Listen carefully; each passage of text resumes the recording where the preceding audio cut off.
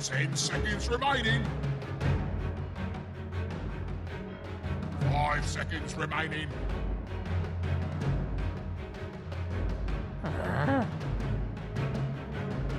Radiant team ban.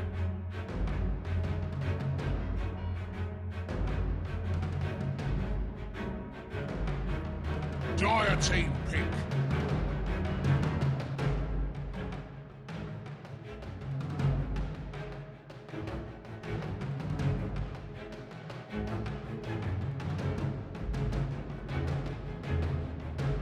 Ten seconds remaining. 5 seconds remaining. Radiant team pick.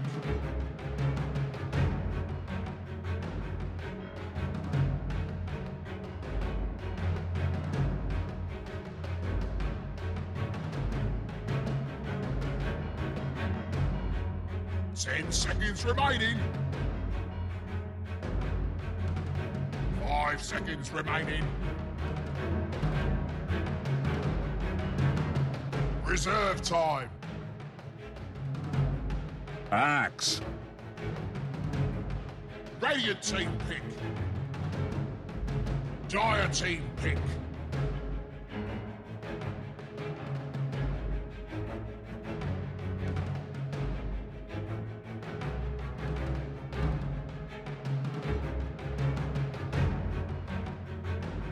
Ten seconds remaining. 5 seconds remaining.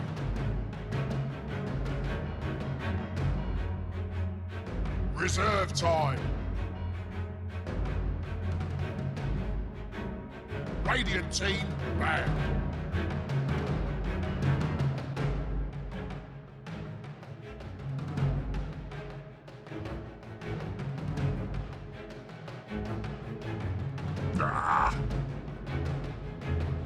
Dire team ban.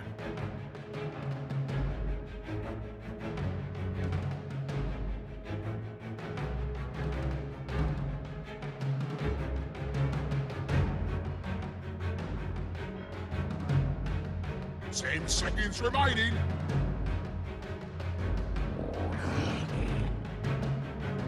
Radiant team ban.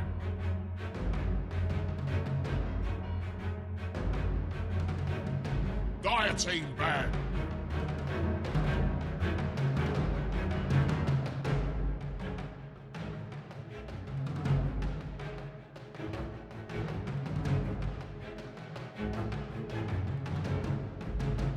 Ten seconds remaining. 5 seconds remaining. Reserve time.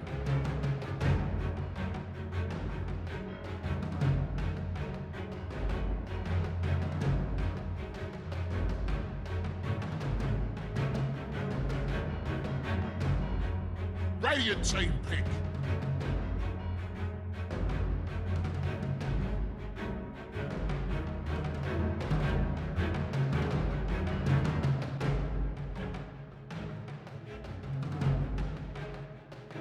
Ten seconds remaining.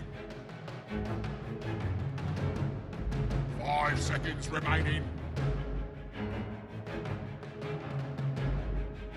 Reserve time.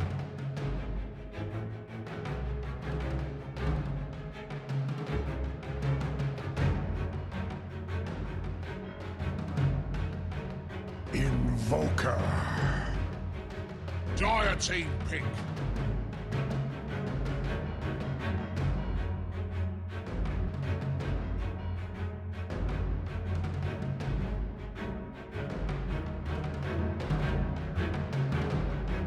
Ten seconds remaining. 5 seconds remaining.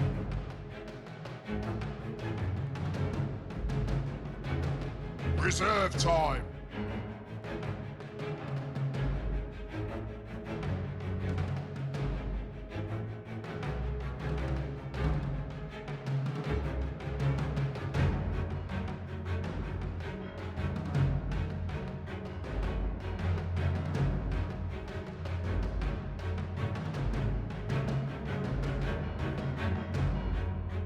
Warlock. Radiant team pick.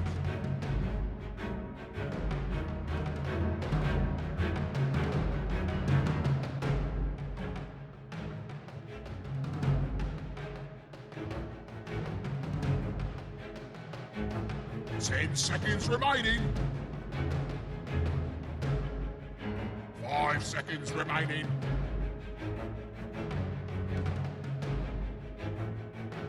Reserve time.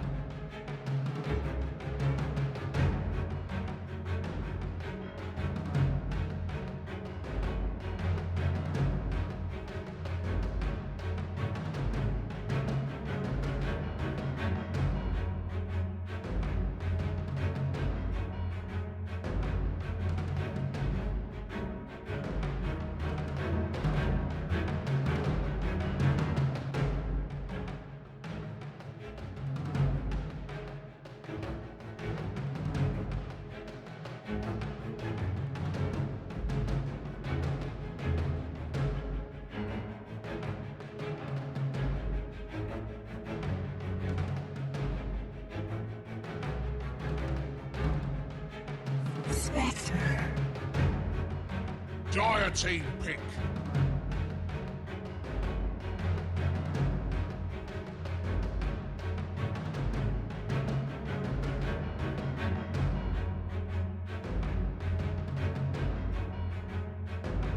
Ten seconds remaining. 5 seconds remaining. Reserve time.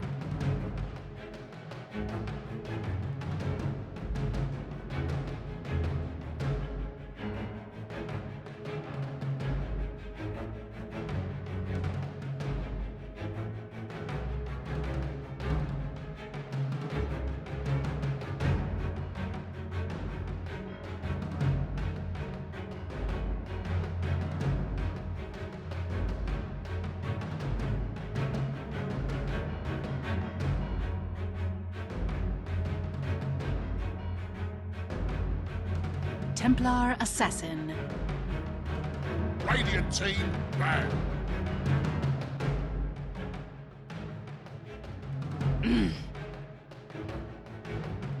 Dire team ban.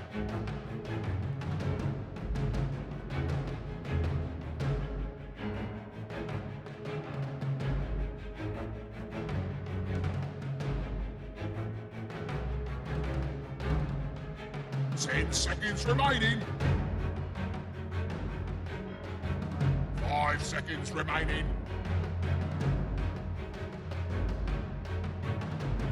Reserve time.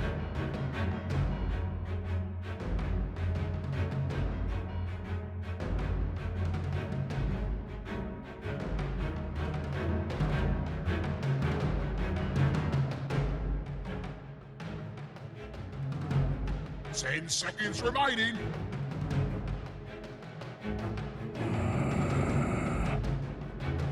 Dire team pick.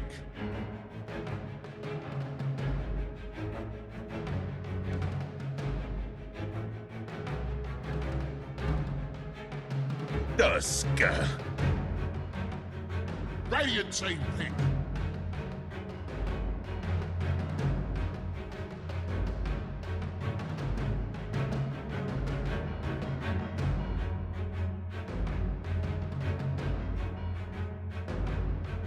Ten seconds remaining. 5 seconds remaining.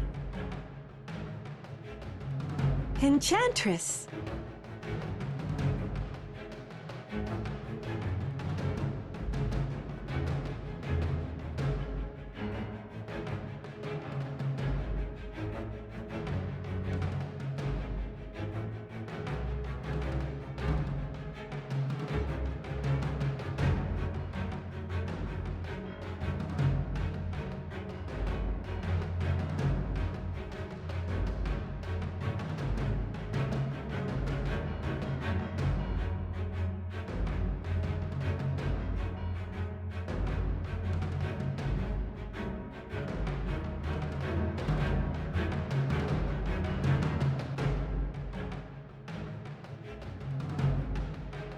10 seconds remaining.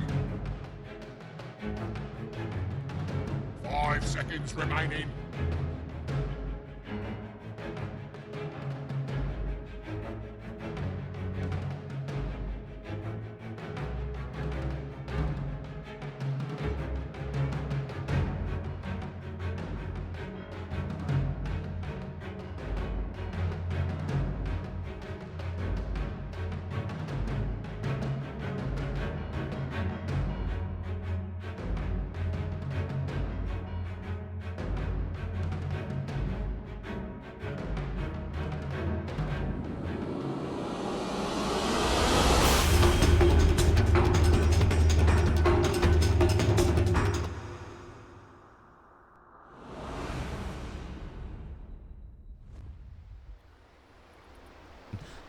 In Mushi, and I feel like they've drafted themselves a winning lineup here, depending upon how much DJ can get done on the Enchantress.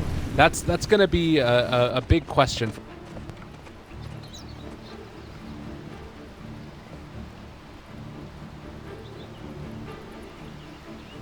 Can't even get the team straight. It's so weird to see Mushi not on Fnatic and to see Miracle on the... it's blowing my mind. I do think this Enchantress trip pick is going to be amazing. You gotta do your research on the SCA region. No, I'm just kidding. This is interesting. Oh, Sentry Ward, nicely placed by AU. He's gonna have blocking at least one of those creeps for the Enchantress. Oh, look at him. Look at the love. Look at the love. I want to see some more of that stuff. But yeah, I guess that's the thing, is that... So... Going back to the storyline I was trying to build, to me it feels like the good draft was made here by QO. Maybe picking up a little bit of flavor from the NA region by taking the Enchantress. You know, his little brief foray into that world. Yeah. I just want to see what this Tusk can accomplish this game. Because if Tusk doesn't do that much in this game, I just feel like Fnatic, they're just going to overwhelm them in the mid to late game. But, having said that, they have to survive the early game too from the Enchantress, like we said from DJ. He's also got phase boots queued up. Sometimes Enchantresses, they go for the Midas Rush or whatnot. AU gonna be poking. Yeah. It does look like he wants to get into a position, but DJ just going to defend that courier for the moment. And I mean, you talk about phase boots, but even just sitting there with the normal movement speed, 385 on the Enchantress is absurd. KYXY will be able to pull the creep wave past. And it looks like we're going to be off to the races. Invoker versus TA in the mid matchup. How does that one work out for you? TA does come out ahead in this matchup. And then... But the problem is that there's going to be an Enchantress rotating with the Cold Snap or Alacrity. That could be a very big deal for Raging Potato. And then you also have the Sunstrikes coming out from Invoker, which can help him back in this matchup. But right now he's just getting completely dominated. QO. One last hit out of 8 creeps.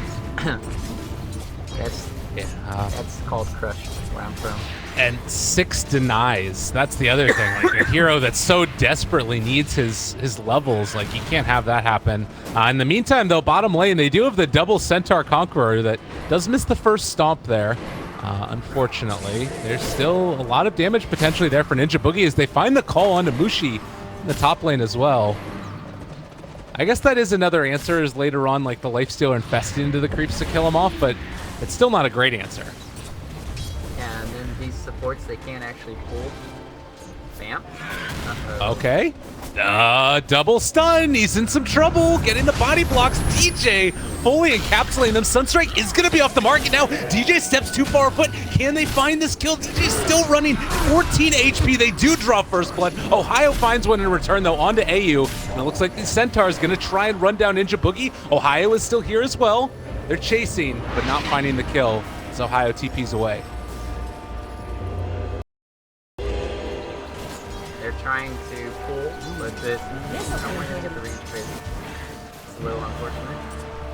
But double Centaurs, man.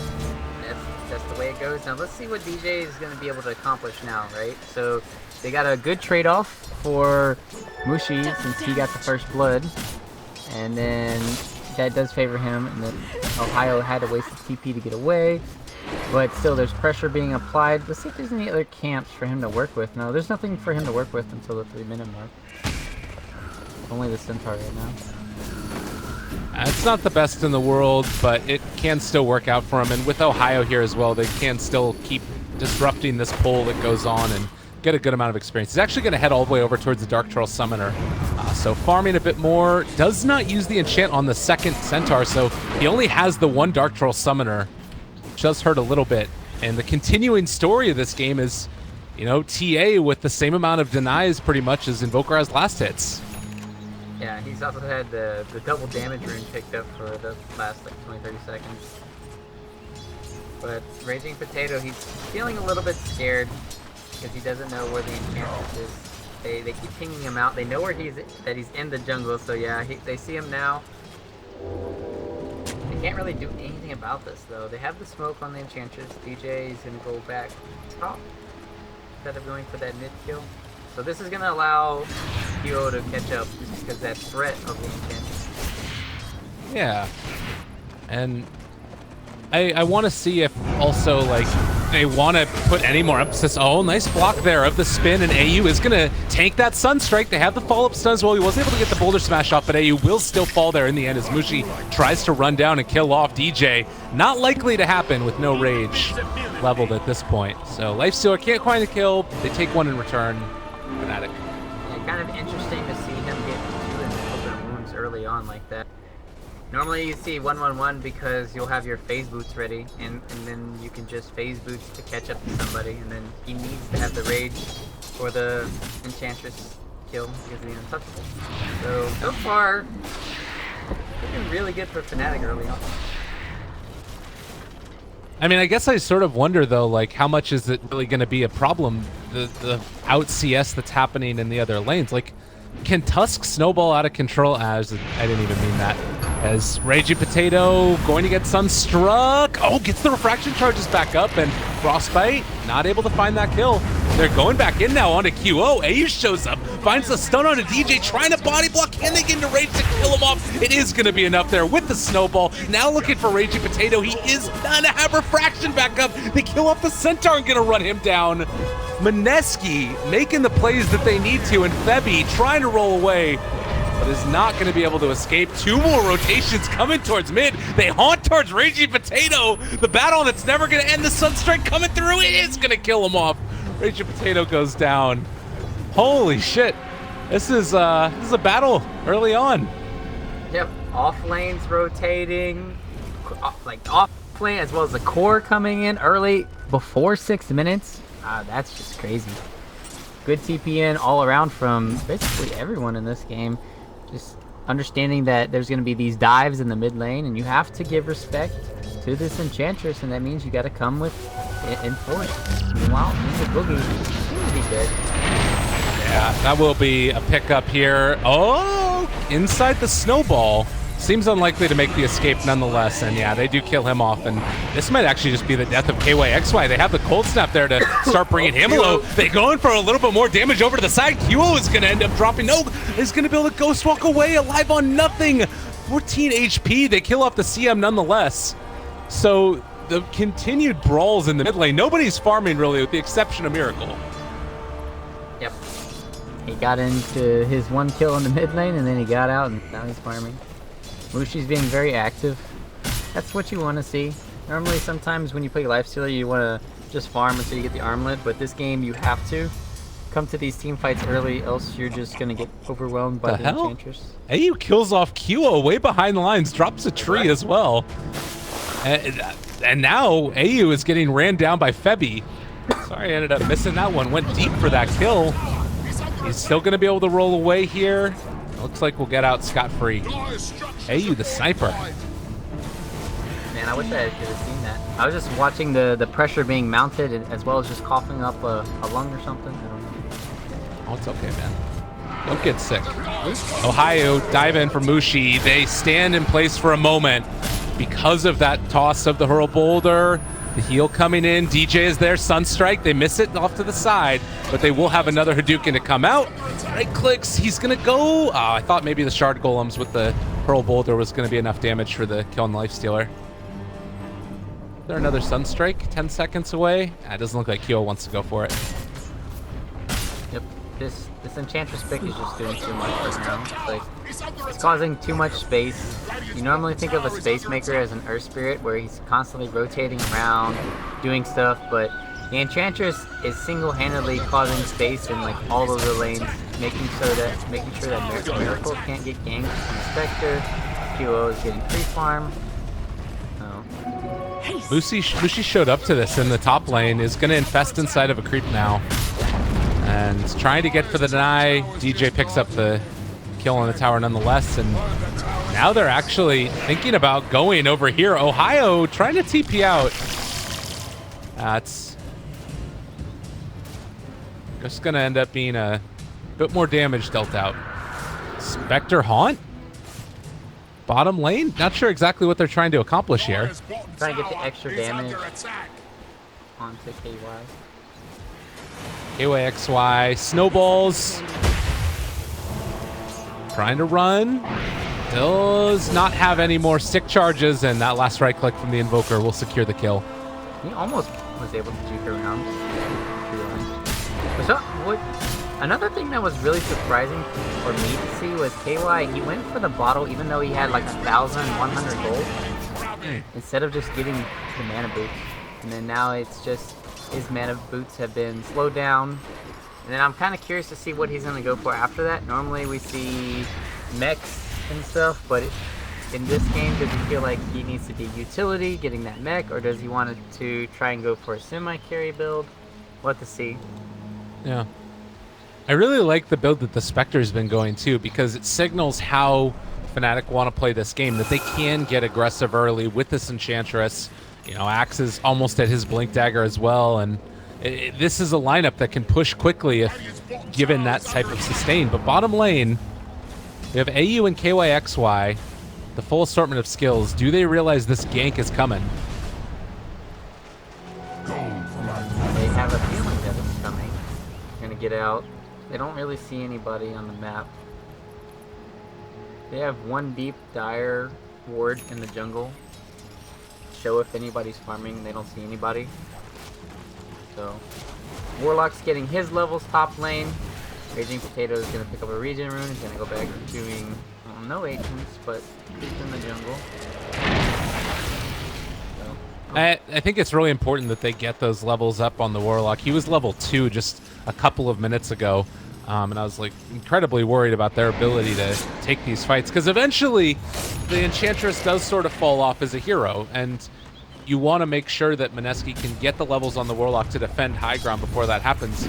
Do you think that it's going to be any better, the changes that we've seen to Enchantress with like the level 25 talents, or is this still a hero that tends to fall off in the later stages? I don't think the hero falls off just because you can go Hurricane Pike, and you can always just reposition yourself, allies, it gives you the tank ability, and you can see that he is going to be rushing it, no Midas and stuff, so it's going to allow him to be more survivable in team fights. And then you have, as you said, his talents are really good later on, either to play defensively or offensively, so it's gonna be funny. It's gonna be fun to watch what DJ does this game and see how he takes over control this game, because he's in a prime position to do that. All right. Well, for now at least, the early action has somewhat been abated. There were 12 kills, I think, by the 8-minute mark, and now we're sitting still at the same number, but much later into the game, waiting for those first couple of big items to come online, and that Axe Blink Dagger is certainly one of them.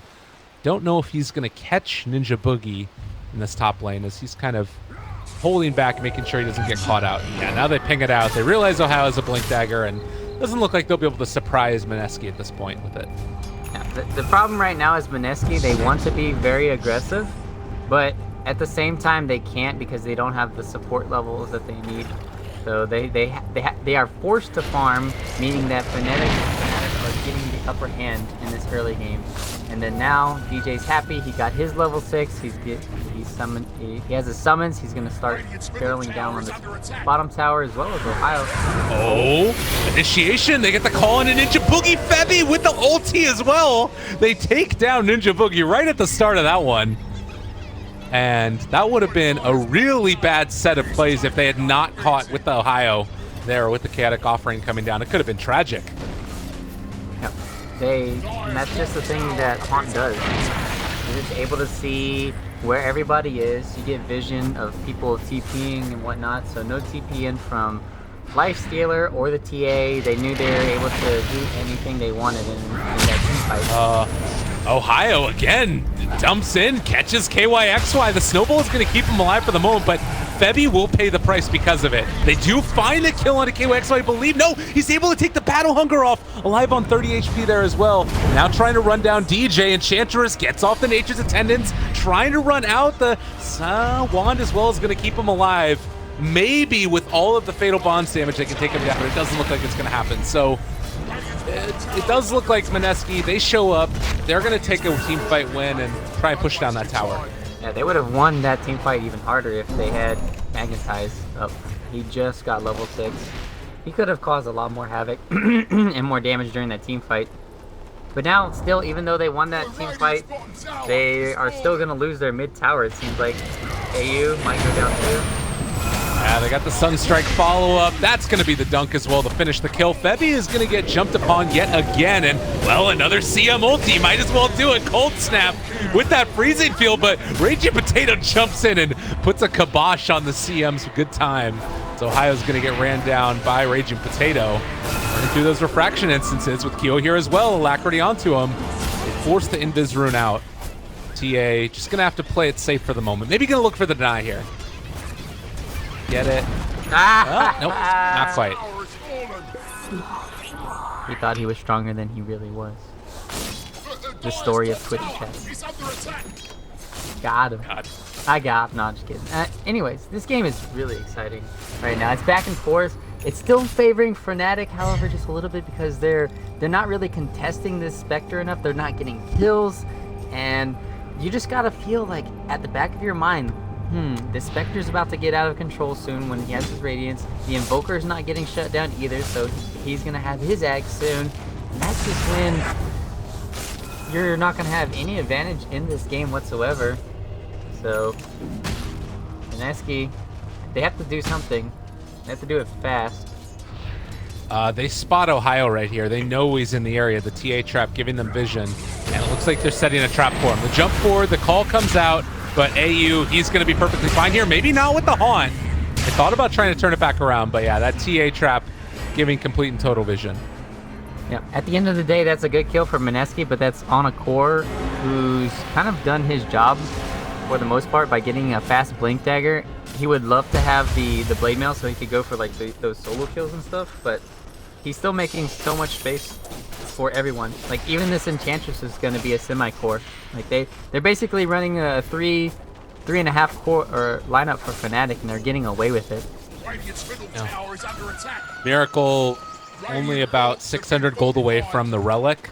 If they could kill him here, this would be such a big moment for Mineski. Miracle is pretty far forward as well. They're coming in with Mushi as well as Raging Potato and actually decide to go on to DJ instead of Miracle. I don't even know if they're going to get this kill. Oh yeah, with the shards, that should be the death of him.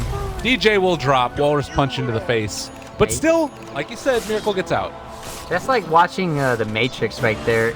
The Matrix of the Matrix. When he's trying to do a Walrus punch, it took like 6 seconds just to get off the hit. That's unbelievable. Anyways, Axe in the top lane, split pushing even more. Miracle's alive. That's not good. Yeah. So Mineski, their timing window is coming soon, and they're gonna have to pounce on it. Else the game's gonna get really hard for them. And their timing window is this TA Desolator. So he's gonna try and get this mid tower, get his Deso completed. Will make a huge difference in terms of also their ability to go and secure Roshan a little bit later on. Miracle, the Relic, still not quite done. The farm has been a little bit hampered by him moving around the map as here's Snowball down bottom, KYXY pushing in towards the tower. And I mean, this is the thing too, is like Earth Spirit being that initiation vehicle, if they can find the Spectre, they can still blow up Miracle here. Oh yeah. And they're gonna have another vehicle too.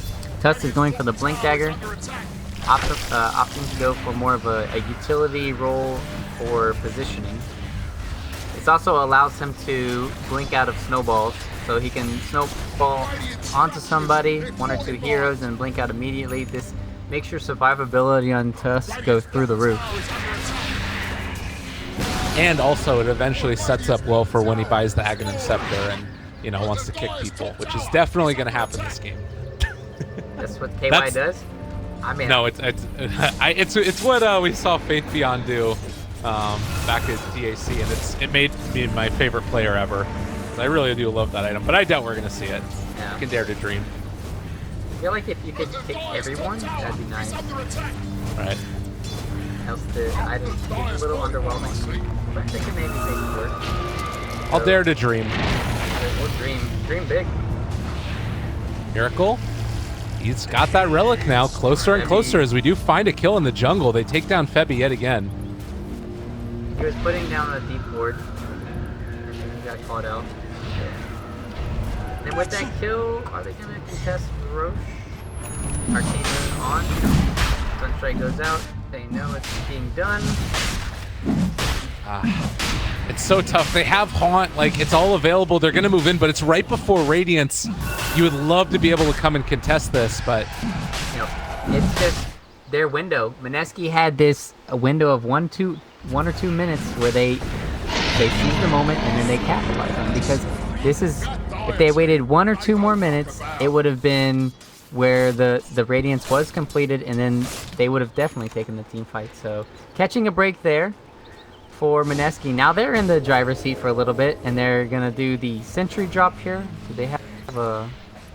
I thought they might do a smoke play. Normally you put a sentry down if you're about to do a smoke play, but they don't have one. okay.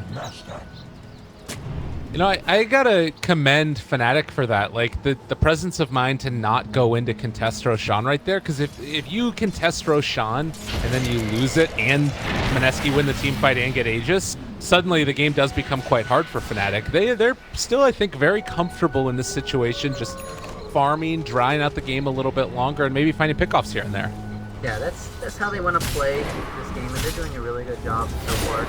I'd say Fnatic has been doing a better job than Mineski as far as game plan has gone, but Mineski, they have their opportunities to show up there. Their team fight is gonna be a little bit stronger depending on where they set up. Now, this is a big play right here. They're actually going in. Miracle is there. Earth Spirit is not going to be them with the rest of the fight, nor is the Life Stealer, but Ohio already jumped upon KYXY is there. Ninja Boogie is gone. Miracle gets a double kill. They might even end up taking down this TA if she's not careful. Miracle chasing. Tornado is there as well to slow him up.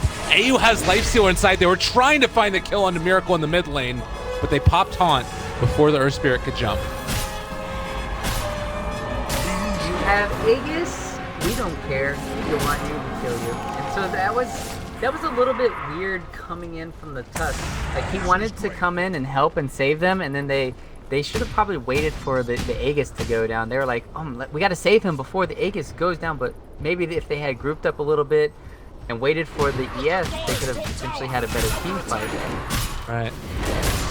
Oh, definitely. And now this game becomes a lot easier for Fnatic.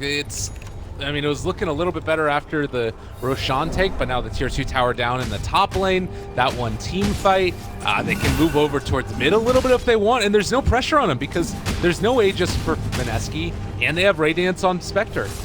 Yeah, that was supposed to be their go time. They really wanted to start sieging the tier 1 top and then potentially the tier 2 with the Aegis, and then that's a lot of the momentum gone out the window. So now it's just going to be Dire should be trying to make something happen because they just wasted Radiant or the Haunt, but at the same time they're just kind of like scrambling. They go into the Warlock ulti as well. That's a big opponent. Well, here it is. They found Miracle. They got him. That's what they needed to do. Like you said, Haunt down, make a play. Mineski capitalize. They take the kill. So now they can pressure the mid lane without having too much fear. Gotta fear the blink call, the breakout. saw earlier. Febby just ulted. Middle tower is fallen. Yes. Febby just ulted the bottom creep wave. Hey man, you gotta farm sometimes. Okay. Okay. Interesting. Going for the plus 60 damage on CM and then going back for a Midas now. Interesting. I mean, you gotta do what you gotta do. And it is something to be said that, like, these two heroes, the two supports, the Enchantress and CM, do need a little bit of loving in the late game to get that extra bump to, like, a real hero that can do stuff. You know what I mean? Yeah. Normally you can get away with CMs going for Midas. This game they're expecting to go late, and in situations like that, if you lose one big team fight, let's say in the next 5 minutes, and Crystal Maiden could have had that Glimmer Cape instead of that Midas to save somebody, then you just feel horrible about it. So it's like a hit or miss sometimes. We'll have to see how it works out for Febby. He still doesn't have it quite yet because all the cores on his team are just like eating all the jungle creeps and he's not letting him farm it. It's just like one of those situations. I'm so close to my Midas. Please team, let me have something. Or we can go get some kills. How about that? That would give me my Midas. They're looking in the jungle and they want to find it, but does not seem as if Mineski are in a position to get caught out here. Invoker's farming in the top lane, QO pushing this out. And it's kind of a weird movement by Mineski as well. You've got 3 heroes in the jungle, sort of playing it safe as Radiant scan, not finding anybody, but they are going to run to Raging Potato. There's the jump call on as well, burning through Refraction. Another Febby ulti does get interrupted this time, and now with the Fatal Bond spread between 3, it's not even going to end up mattering. Like, there's Magnetized onto 4, Fatal Bonds onto 3, and they still can't run down Fnatic. Yeah, if you're playing Warlock this game, you don't even want to. That's basically all I have to say about that.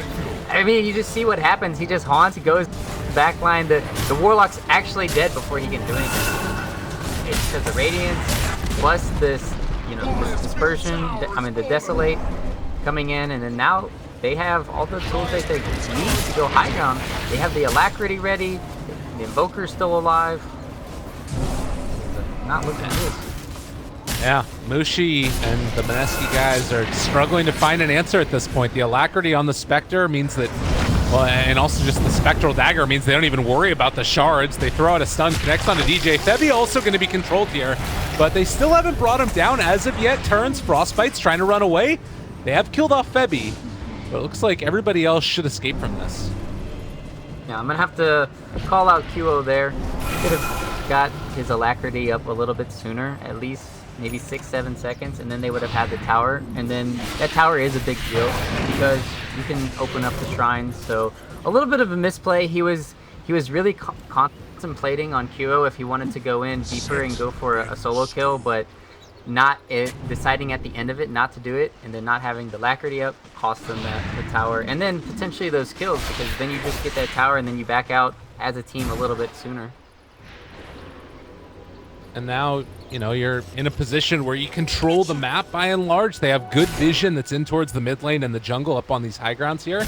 And you take a look at what Mineski has, and it's much more hampered in, even though you do have these TA traps over towards the Roche pit. And it feels like that next Roshan is going to be not necessarily like a last chance, but certainly something that Mineski have to get if they want to remain competitive in this.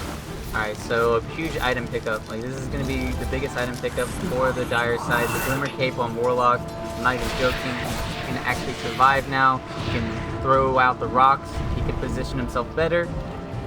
So that's going to help him. They also have the Tusk with the mech online. That's going to help out a lot for this Radiance, where it's just kind of dispersing amongst everyone. So now, I'm going to poke Sid. This is such good play too by Miracle, like staying in the base. He knows that right now Mineski's just hunting him and he's not showing anywhere. Like, doing such a good job of their movement around the map, anticipating where Mineski's gonna go. Yep, now he comes out because they have this one ward showing where the TA was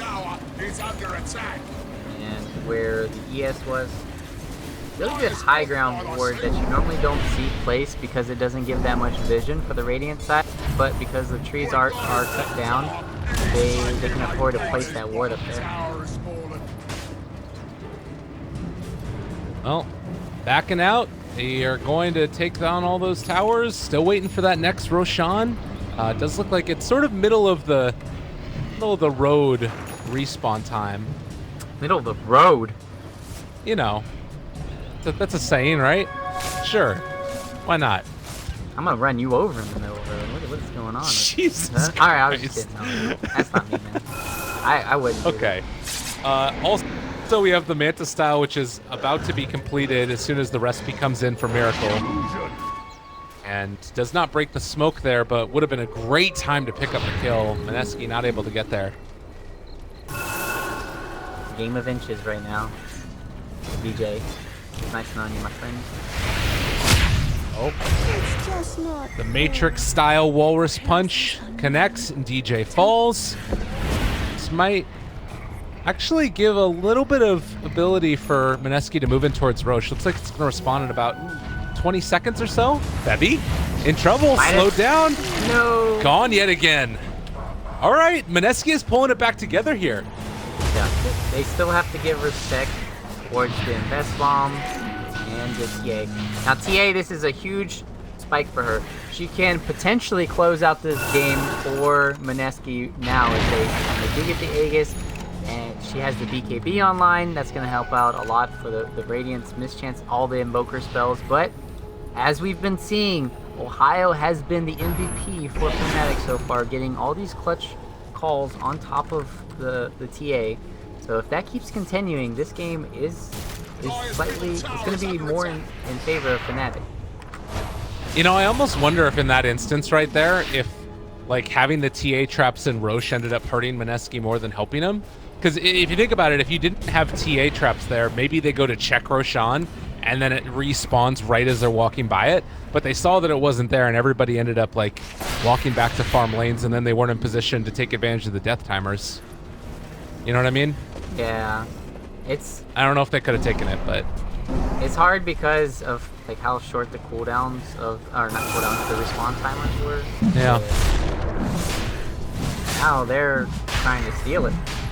I mean, they right now, Miracle and Mineski, or rather Miracle is in the position in the pit, but they have to be wary of the Warlock ulti. They don't have any earn charges. He's pretty low for this fight right now. Gotta play this safe. Currently, we do have some vision in the area. The Centaur giving it to them. KYXY is on the low ground, ready to jump in at a moment's notice. The Haunt comes out now, breaking Blink Daggers. Glimmer Cape keeping him alive, but there's the jump forward. Raging Potato try and take down Keel. Not going to be able to make it happen, and it does look like they've already brought down the Warlock. He got up a couple of Fatal Bonds, but I don't know if it's going to be enough. DJ running, dealing a ton of damage to AU, but you've already lost your Invoker, and now Fnatic need to be at least slightly careful. Miracle is about to get ran down. They did get some earn charges from that kill, but you can see Mushi, the big bad man, takes down one, maybe going to take down two. A double for him, 4 gone at the end of the day. And Mineski come back in a big way. Mineski, having that Glimmer Cape meant the world to Mineski. That Fatal Bond completely like helped the team fight, making sure that they weren't able to blink around, and they were just, Invoker got isolated by himself and just got kicked off.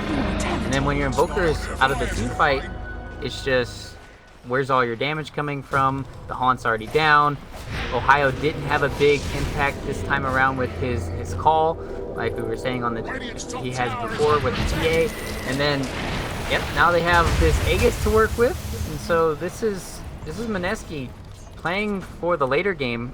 We didn't mention this that much earlier, but Mushi did go for that Midas first, and that helped him transition to a very strong carry now, sitting second on the net worth. And that's all because of the Midas pickup from earlier.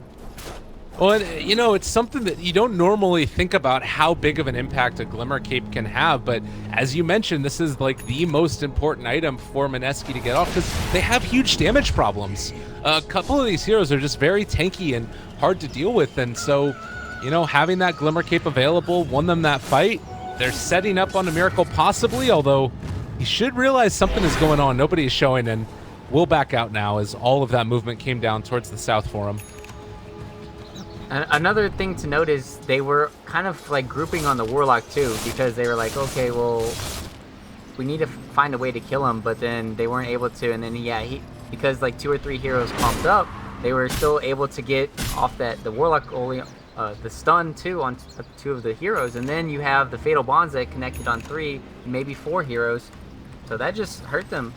Committed so much, and then in that situation, he could have potentially gone on like an Earth Spirit or something instead, but they didn't know. They didn't have the luxury of knowing the Glimmer Cape was there. So now in these situations, Fnatic have to be extremely careful. They're gonna have to figure a way out of these situations. Like, I think they need BKBs on certain heroes. I don't think Invoker can necessarily afford one, but I think, yeah, the Axe definitely needs one. Ohio does have that queued up, so they have to find ways into these team fights for Fnatic, and then they have to disengage. Because Mineski, they have the BKB on TA as well as the Rage on Lifestealer, and with those 2 things up, I don't think they're going to be able to fight. Well, I guess the other question is I'll have to save the question for now because there is a smoke up. Radiant correctly predicting that there might be some movement into their jungle, are in a position to defend against it. But we'll have to see if they actually take this fight or not. Another smoke that actually comes out. They're gonna meet. Oh god, Warlock is there as well with the big ulti to come out. Febby, he breaks the smoke right at the start. The honk comes out as well. Glimmer Cape immediately from Ninja Boogie, but they find the call nonetheless. Ninja Boogie gone. No Warlock ulti in this fight. The big Deputy Blast Meatball combo comes out, and they do take down and kill off that Earth Spirit. Rage and Potato still trying to stand up, but it's Miracle. It's not gonna be enough though. Another call. Ohio makes the plays, and Mushi trying desperately to get away from his former teammate. Is it gonna happen though? I don't know if we're gonna see it. We might have another dunk. No, Mushi couldn't kill his butt anyways, as they are gonna back out. DJ not wanting to get taken down. They managed to kill off the Invoker, so this fight is gonna end up being a little bit more even than it was looking at the very start of it. Yeah, good dust there by KY before he blinked away, and just making sure that they were able to kill the Invoker. They got the Aegis that they wanted to for Fnatic. Huge plays coming in from Ohio. This is the man of the hour, man. If they want to win this game, it's going to be on his backs, and so far they're showing it, as well as QO. QO had a really amazing combo there. He sheeped up the Earth Spirit, took him out of the team fight completely early on. That's why the fight was so one-sided. Fnatic just took out 2 of the big team fight controllers and the supports. Yeah, and the CM, poor CM, well, you know what happened there. Yeah, absolutely. Well, I guess that's the thing, though, that's maybe a little bit concerning about this for Fnatic, is that you basically got the perfect team fight. You take out the Earth Spirit, you take out the Warlock before those spells come, and even still, they were big enough to kill off a couple of the big impact players for Fnatic. Yeah. Like, Mushi is huge. They still got the Aegis though, so if you imagine that the Aegis wasn't on the TA, they would have got the TA kill too, and then they would have gotten more. So I think they're still fine in the damage department, in the control department, because they do have the sheep on the Invoker. So right now, it's kind of hard for Mineski to really make sure that everyone gets saved, right? Tusk can only be in so many places at once. Like, he can choose to save this person, he can choose to save this person, but if everyone's spread out, he can't save them all with his snowball and or Guardian Greaves. Yeah, and another movement and smoke up by Fnatic. They have Haunt available, they use it now, but not going to get anything from it. I don't believe. They broke the smoke. I guess it was just the illusion from the TA coming out that made it work. Yeah, what he did, that was a really cool play for everyone. He went in, manted, and then went back out, just so that the mantas could keep chasing. Cool play, gives more vision, radiance on the creeps to help push, so it's a really nice play for people that don't know about it. Meanwhile, Miracle almost has his heart. I wonder if they're going to be able to chew through his heart, though. Like you said, Lifestealer is just a boss right now. Motion playing it. Meanwhile, they're checking. Ward up. Farming. Want to get him. QO connected upon. Walrus to the wrong side. Ohio again. Ohio with the big call onto Mushi and KYXY. It's not going to be nearly enough damage to kill off Mushi, but they do take down the sad old husk. The Tusk. The Husky Tusky. Another round though, going in. Oh, they got chaotic offering. It's gonna be huge. They're jumping and topping on top of the shrine though. They eliminate 2 in an instant. Holy crap! AU chasing. They want to find some more follow-up kills here, and they're not gonna get DJ, but they might run down Miracle. Okay, everybody's running away. As soon as that type of fight happens, you gotta jump out with a quickness. Yo was like, yo, let me shrine, guys. Let me shrine. And wait. Oh shit. Bad idea. My bad, guys. Oh my god. That was a huge rock. I want to see how much damage that was. It was 3,000 damage in the space of like 2 seconds. And he got the Midas off. Value. Well, needless to say, the CM Midas boys don't go that. He could have had his Glimmer Cape completed about 13 minutes ago, maybe 15 minutes ago.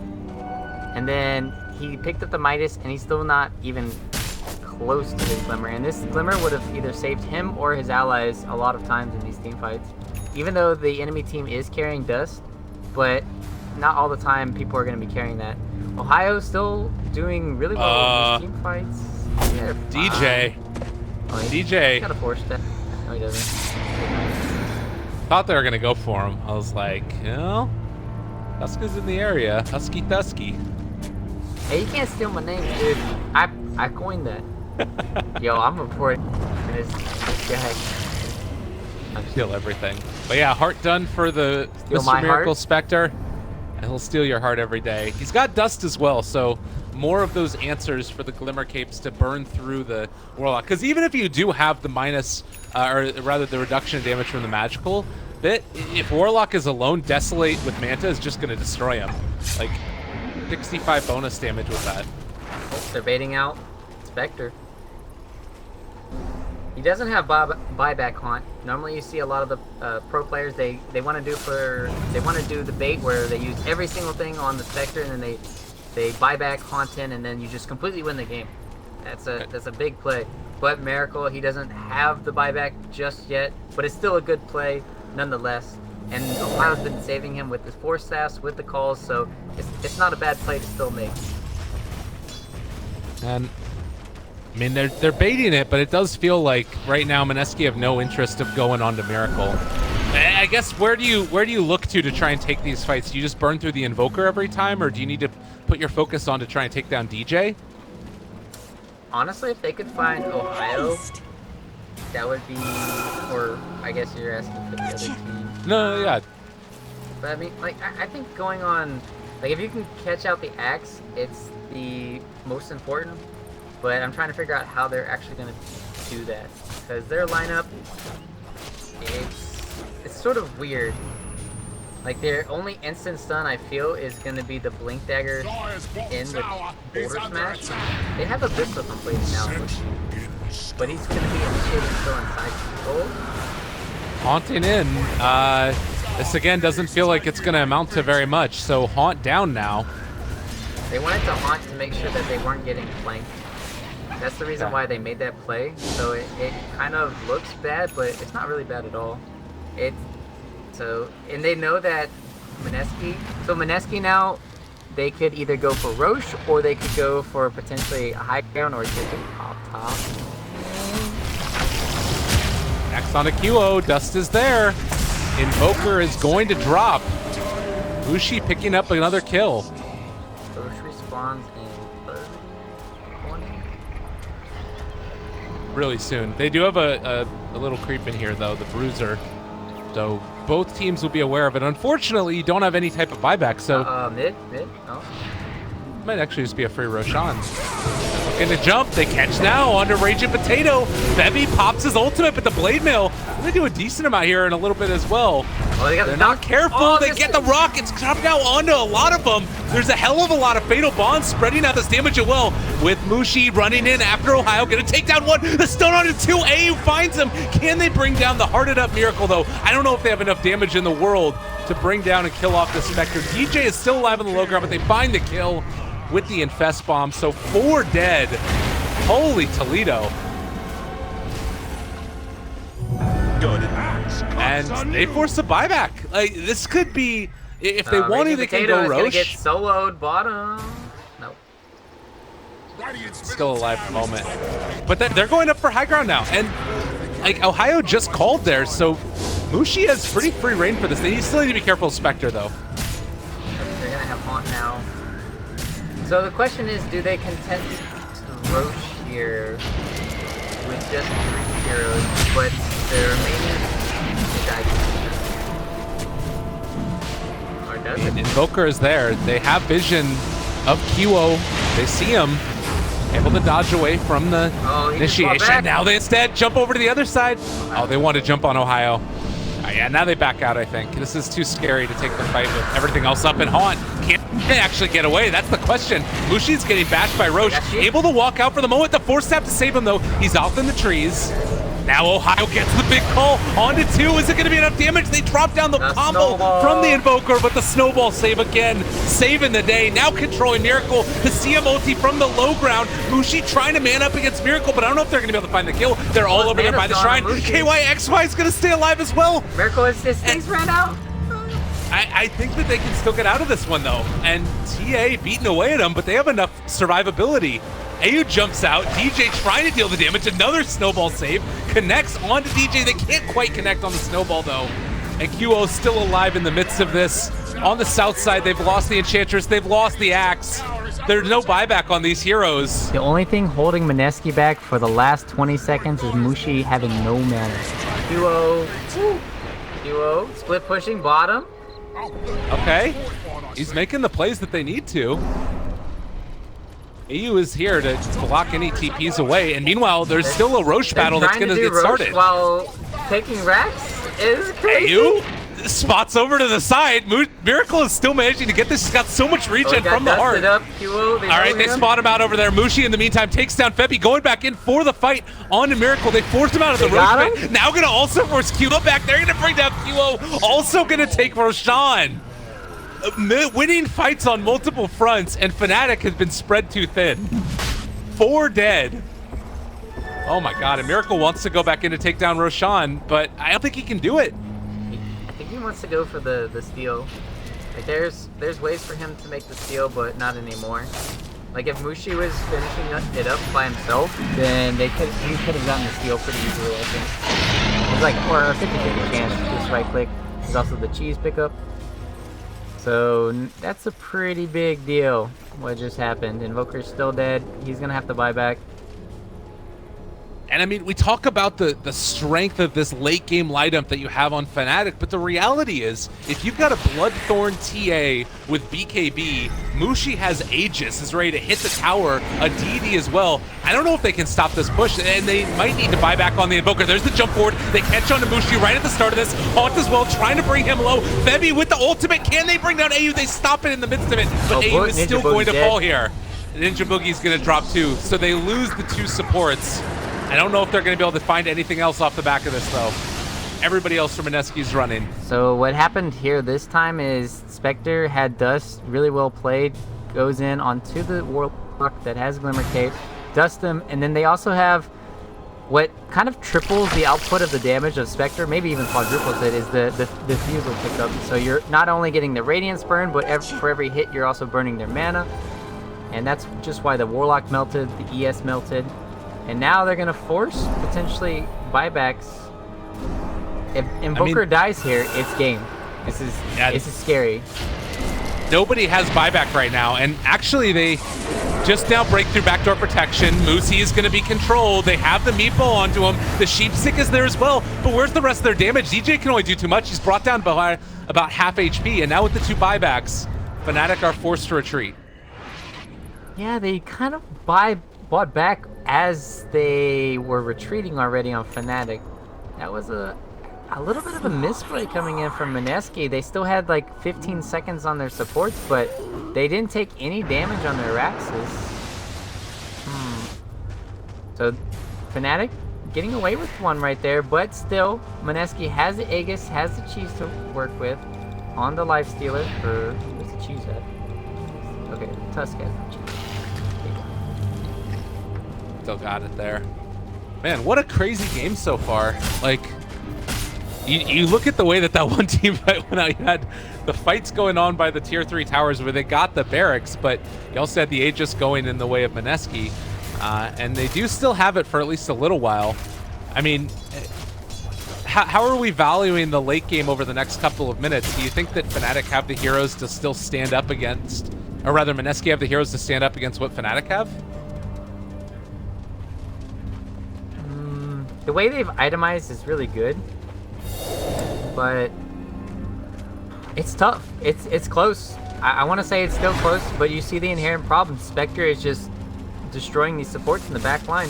But if Mineski can get a good jump, then it doesn't matter about positioning and stuff. And I guess the downside too is that you don't have the same type of like item progression on your Warlock as you do for the CM, who's going to be able to go into more big items now, whereas Warlock is still, he's not going to have like the Aghanims Refresher anytime soon on Ninja Boogie. Yeah, this is kind of where the Midas starts paying off, when you actually do survive team fights and you can start using it a little bit more frequently. Instead, they're gonna go for the smoke wraparound play. They have the buyback on Miracle, so even if he dies, he could just bait out his death here. Radiant's top tower is falling. They're looking for that opening. Ohio, DJ, QO, they're all in the area. They did just Midas a creep though, so that should signal to Mineski that they're in the area, but they're actually not going to do it. KYXY wants to jump in, the snowball there. They're not able to catch on a Ninja Boogie. They do finally catch him now. He's going to end up dropping. They don't get the chaotic off off, but the silence onto 3. The magnetize onto 3 as well. Can they kill him off? QO is still off in the trees. They managed to find him with the stun. AU, the player, connects blind, and now Ohio in a hell of a lot of trouble. A triple kill. Somehow, someway, Mineski has done it again, and KYXY chasing down Miracle might run into him now, but I don't think they can kill him off. He's just trying to cut creep waves. Yep. But they do still have Miracle. Top tower is under Ohio. attack. He's gone in. Careful. I mean, yeah, they don't have a buyback after the fact here. Like, this is a tier 3 tower down, and they have 2 catapults that did not die in that fight. And like, they're trying to control Miracle, trying to bring him low. I feel like you just don't even focus on him. The Mantis style to take off the Bloodthorn, he's just gonna turn to fight. Maybe another snowball, can they bring him down? They are gonna be able to find that kill. Aegis just now reclaimed. The buyback though, he wants to defend these barracks, but they're already gone. Ohio jumps for Mushi, not able to connect. Now they back out. So Mineski win big, take the first lane of barracks. Yep. Fnatic, they just focus way too much on trying to get down the Warlock. This kind of left their CM and Enchantress exposed. They got immediately blown up. If Ohio does not focus on the TA and calls the TA, it's just free reign. Like, TA is not controlled. The Invoker, he got chased down eventually. The BKBs are a problem for Invoker. He can't really burst anybody at the team fight unless he hexes them. So, and then with that team fight loss, AU, he's about to have a Lotus Orb. So all that great initiation coming in from the Invoker with QO's Scythe before, it's going to be rendered useless now because of the Lotus Orb. It's scary now for Fnatic. I didn't notice it before, but KYXY has also gone for the 700 health talent on Tusk. So even more tanky than he was before. 2600 HP on this guy.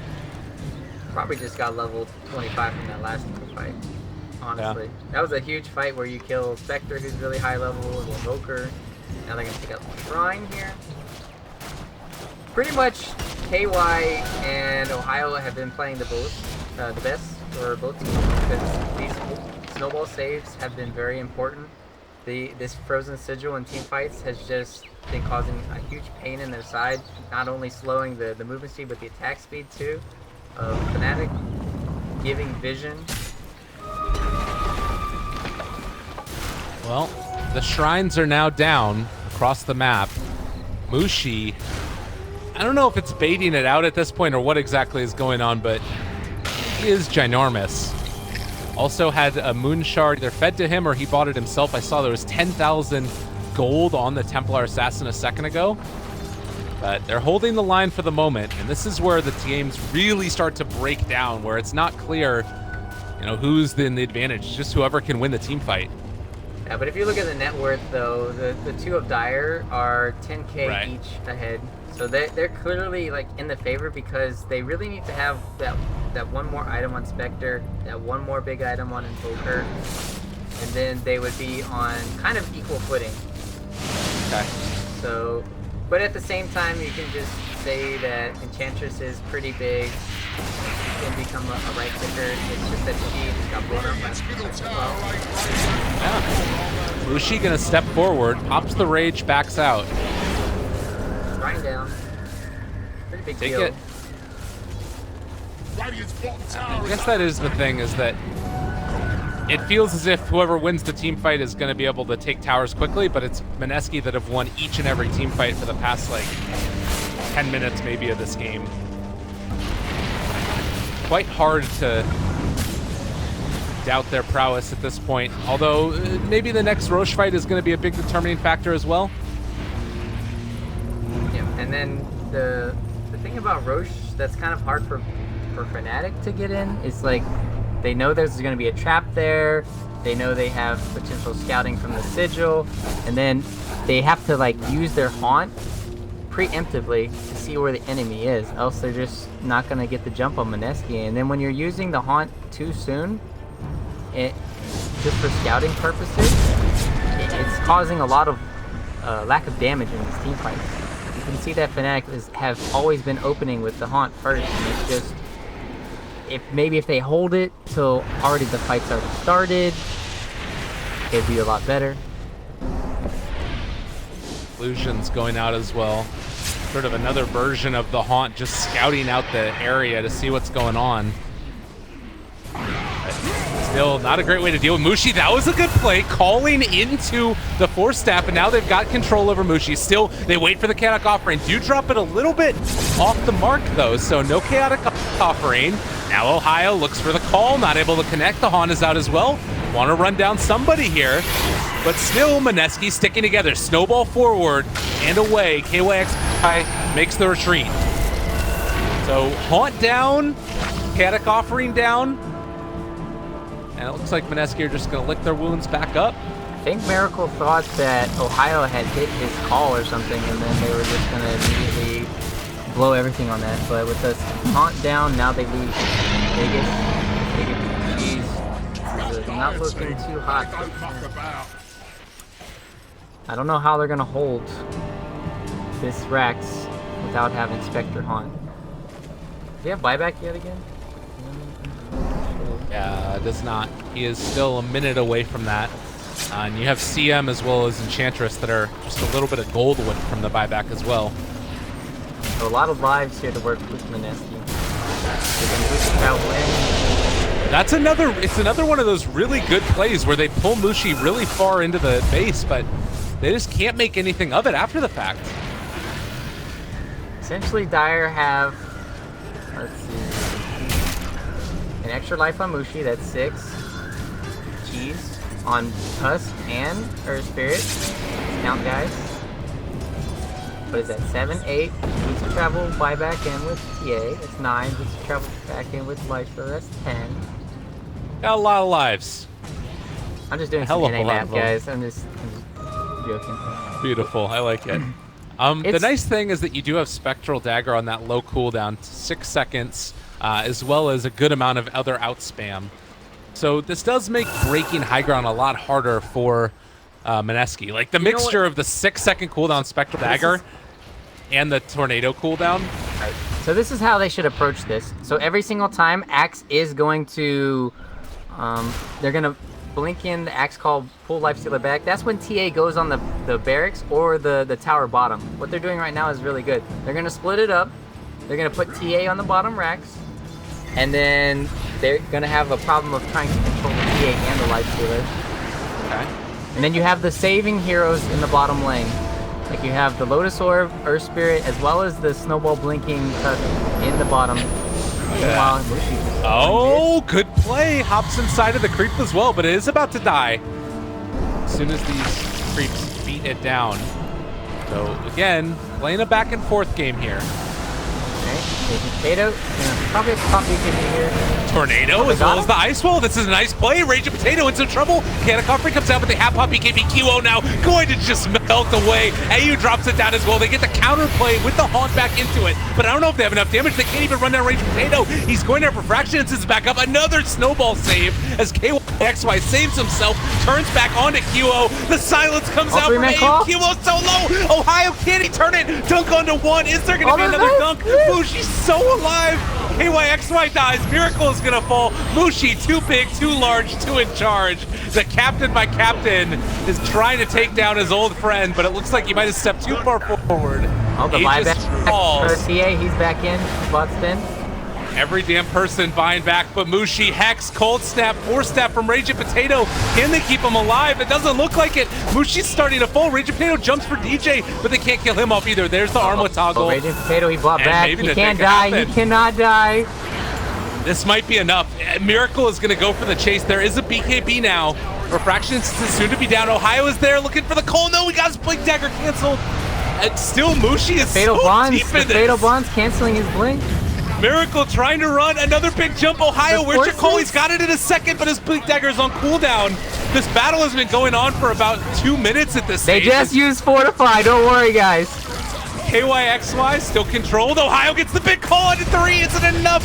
KYXY's down, dead for 2 minutes. The Magnetize kills off Ohio. He's done for 100 seconds. Violent Invoker's gone for 2 minutes. I think that Mineski might have finally done it.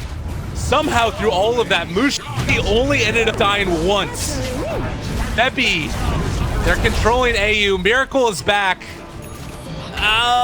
There's a chance. Mushi's just so damn big. Axe finally they can't do anything. They got Mega. All right, though. Ohio there. Mushi, they call, they turn, they fight. They're starting to bring him low. He's dead, but still has buyback. And as you said, Mega Creeps are in hand for Fnatic. Holy shit, what a fight. Ohio pretty much making sure that Fnatic were staying in the game. They're still in the game. They know that Mushi does have buyback. If they're able to kill anyone, this could be game for Fnatic. Oh, they don't have Invoker. If they had Invoker, yeah. this could actually have been a turnaround for Fnatic. It's still so tough. Yeah, that sucks. That sucks not having the Invoker here. So the other thing, Mushi did 12,000 damage in that fight. Like, that's going to be more than probably most of the heroes throughout the whole game on Fnatic. You know, the reason why he lived so long is because he picked up the Butterfly. If he didn't have the Butterfly and having that evasion against like all of the right clicks coming in from Enchantress as well as Spectre, he would have died at least 2-3 times over. So that pickup of the Butterfly is pretty amazing. Surprisingly, he went for the 25 movement speed talent over the 15% evasion. They could have stacked multiplicative things. But anyway, so now you're in a situation where Invoker is alive. How are they gonna hold this? It's tough. Like, you talked about the need for BKB, and he's gonna have it, but it does feel like just the net worth lead that you've got on Mineski is so tremendous at this point. Like, how do you deal with it? I don't even know. Any other big level 25s that have come up? We have the Earth Spirit, and he went for the minus 45-second respawn time. Enchantress is getting close to hers, where she can either take over the Ancients or respawn more quickly. It does look like still very close. The tome wasn't enough there. I don't know. Enchant those Ancients, like you said. It's the only hope. The only hope for Fnatic. It's okay, they got 2 more games. Potentially. Right now, all Mineski really has to do is farm, wait for Aegis to respawn, and then just make sure they don't get picked off by a smoke play. But at the same time, it's pretty obvious when there's a smoke play. You're in your base, you're against Megas. Yeah, I mean, if there's a hero that's going to win you a late game scenario, it's going to be Spectre, but... Yep, Spectre and Invoker, man. Can't count them out. Does definitely feel like this is... they're going for it. They want this game to end. This Yeah, they're ready to party. If this is a 3-2-2, oh my. Alright, they can get him. Miracle is hanging out there up front and center. They're looking for that initiation. I don't know if this is the guy that you want to go on. Maybe it is. He has Manta style, Walrus Punch, trying to get him down. They have Han as well. Can they save him? Miracle gonna drop. Nobody was in the area from Fnatic to save a life. Dead for 2 minutes, no Spectre. That might be the nail in the coffin. Yep, that seems to be the nail in the coffin. I don't know where they're gonna get the damage from. Oh, Hyo getting the Blink Dagger broken. Stun on 2, force tap through. DJ lives as well. They do still have the big call, but you can see Ninja Boogie here just being a bit of a butt with all of the Warlock Golems hitting him away as well. Cold Snap to break the upheaval. Mushi, eyes on the prize as well as Raging Potato, trying to take down these towers, trying to take down the Ancient. There's fatal bonds on every damn person. DJ trying to draw away the creep aggro, but Feppy's gone in an instant. Mushi takes down another. They're gonna call, trying to pull him into the fountain, but it's not enough. And good game, well played, gets called as Mineski take game number 1, 63 minutes in. Yeah, what a really amazing game there. That was a really fun game to cast and watch, hopefully. That game came down to basically the offlaners, I feel, in this game. You have the Axe, who was hitting all these amazing calls in these situations, but remember when he hit that call top lane to take out the Warlock? That was like, okay, well, we're putting all of our eggs in one basket, and then when you do that just to kill the Warlock, the TA has free reign, the Lifestealer has free reign, and then they just went to town on their supports, they went to town on their Invoker, and they couldn't save him. So that one team fight kind of opened up the game for Mineski to just take it over, get those Roshans, get the Aegis, and then take a lane of Rax. And then later it was Tusk pretty much being the MVP. He had a ton of great saves coming in with the snowballs on some axe calls, on some people who were just stunned or sheeped or very low about to die. And then I feel like Tusk impact in this game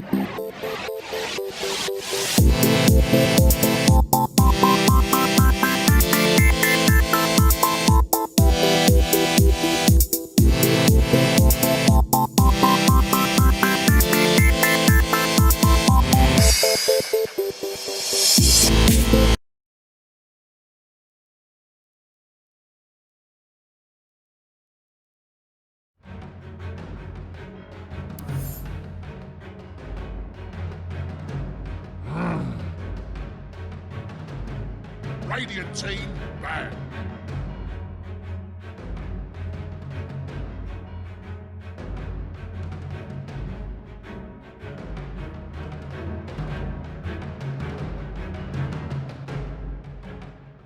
Ten seconds remaining. 5 seconds remaining.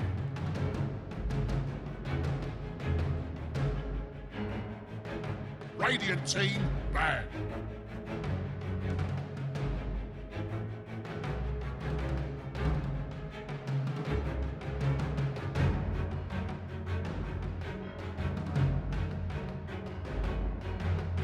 Ten seconds remaining. 5 seconds remaining. Reserve time.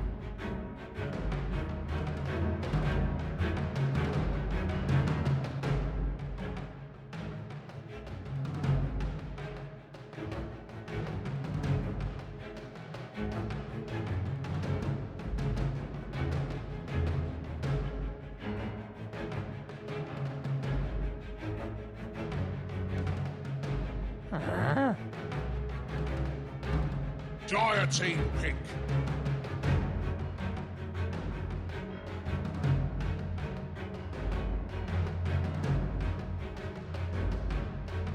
Radiant team pick.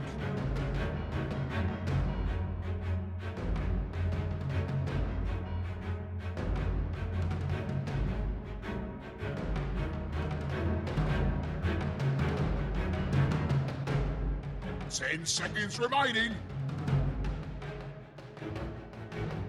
5 seconds remaining.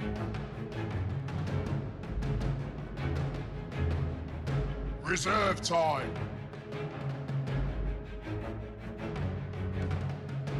Juggernaut. Dire team pick.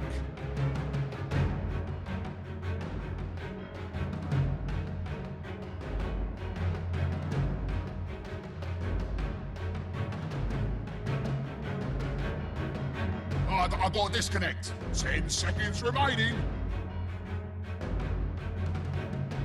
5 seconds remaining. Reserve time. Ursa Warrior. Radiant team ban.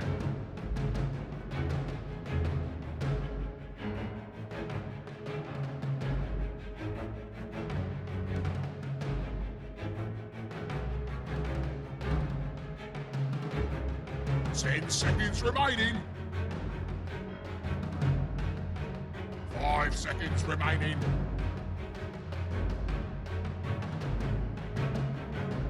Reserve time.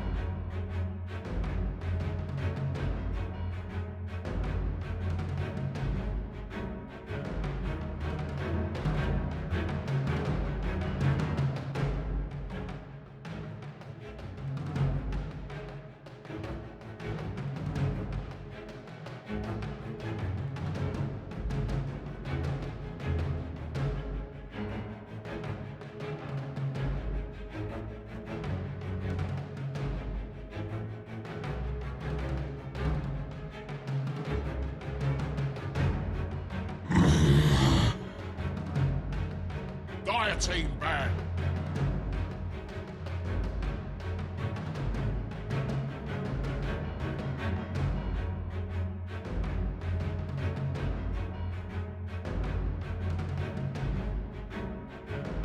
Ten seconds remaining. 5 seconds remaining. Reserve time. Radiant team ban.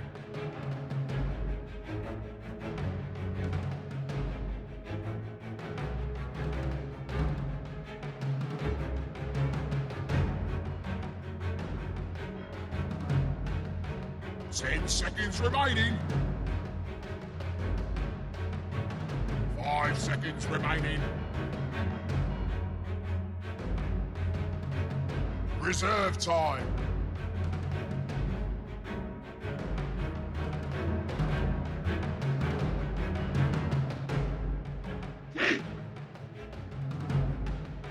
Dire team ban.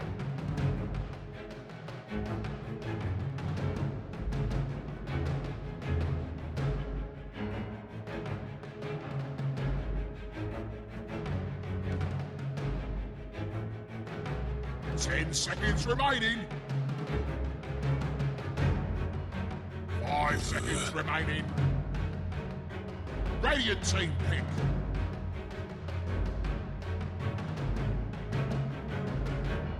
Dire team pick.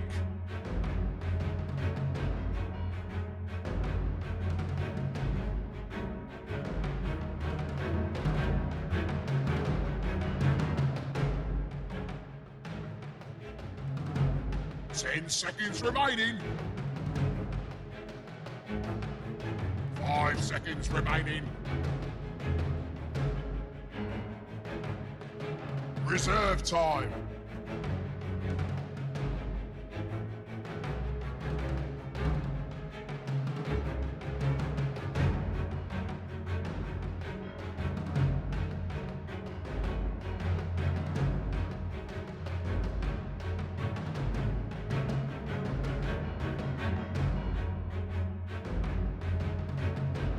Radiant team pick.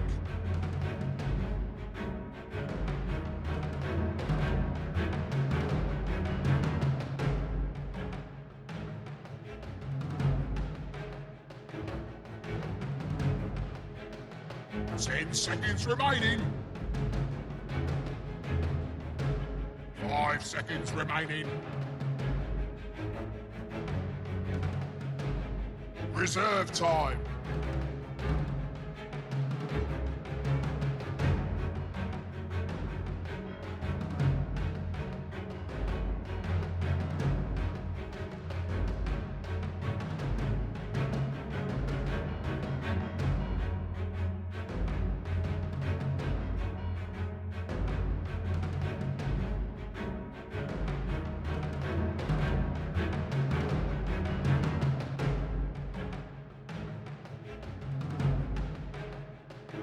Rubik.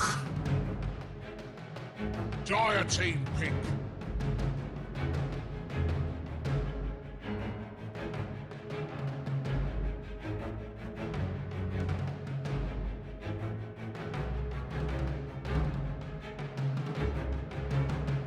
seconds remaining. 5 seconds remaining. Reserve time.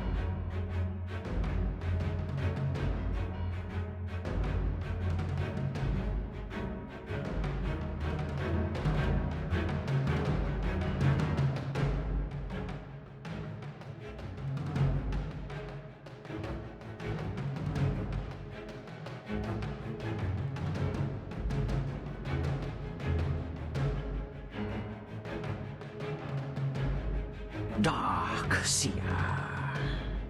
Radiant team, ban.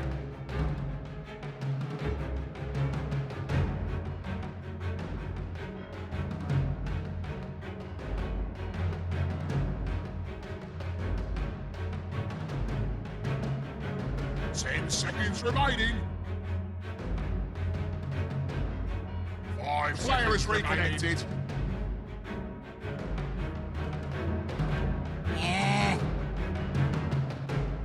Dire team ban.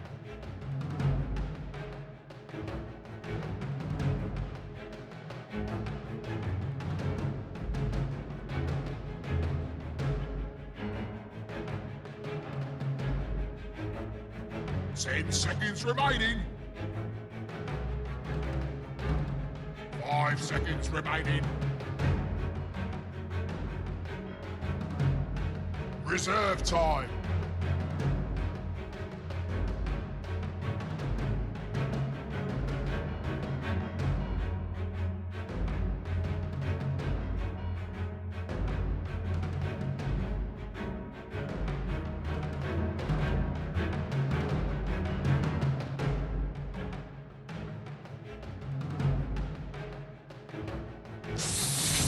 Phantom Assassin. Radiant team pick.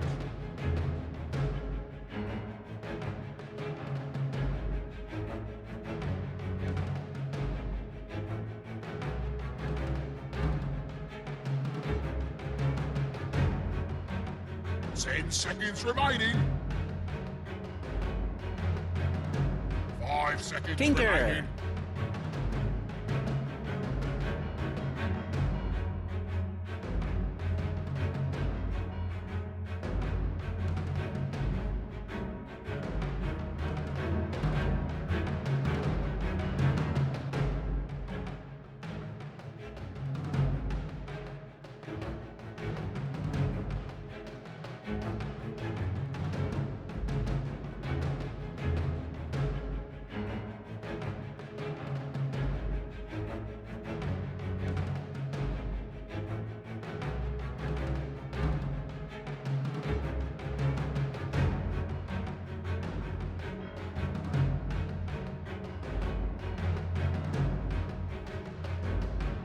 You've got 10 seconds. What's the hold up, sunshine? 5 seconds remaining.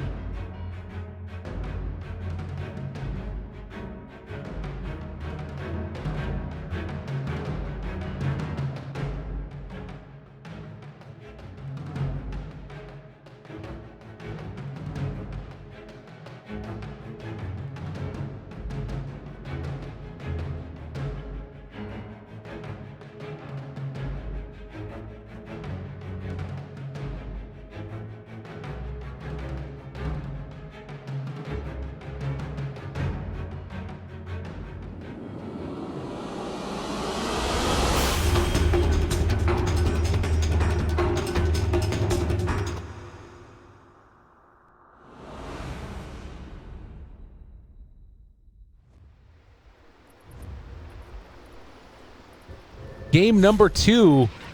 We'll see if Mineski are going to be able to throw out what they need to deal with this Fnatic lineup. It certainly seems like they have the answers.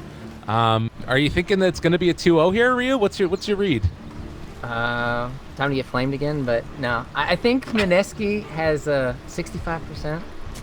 Nice. I like it. No, but seriously, Beautiful. I do think Mineski's lineup is a lot easier to execute and stronger. Well, oh.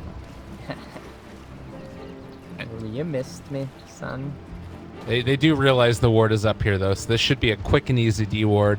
A nice way to start for Fnatic.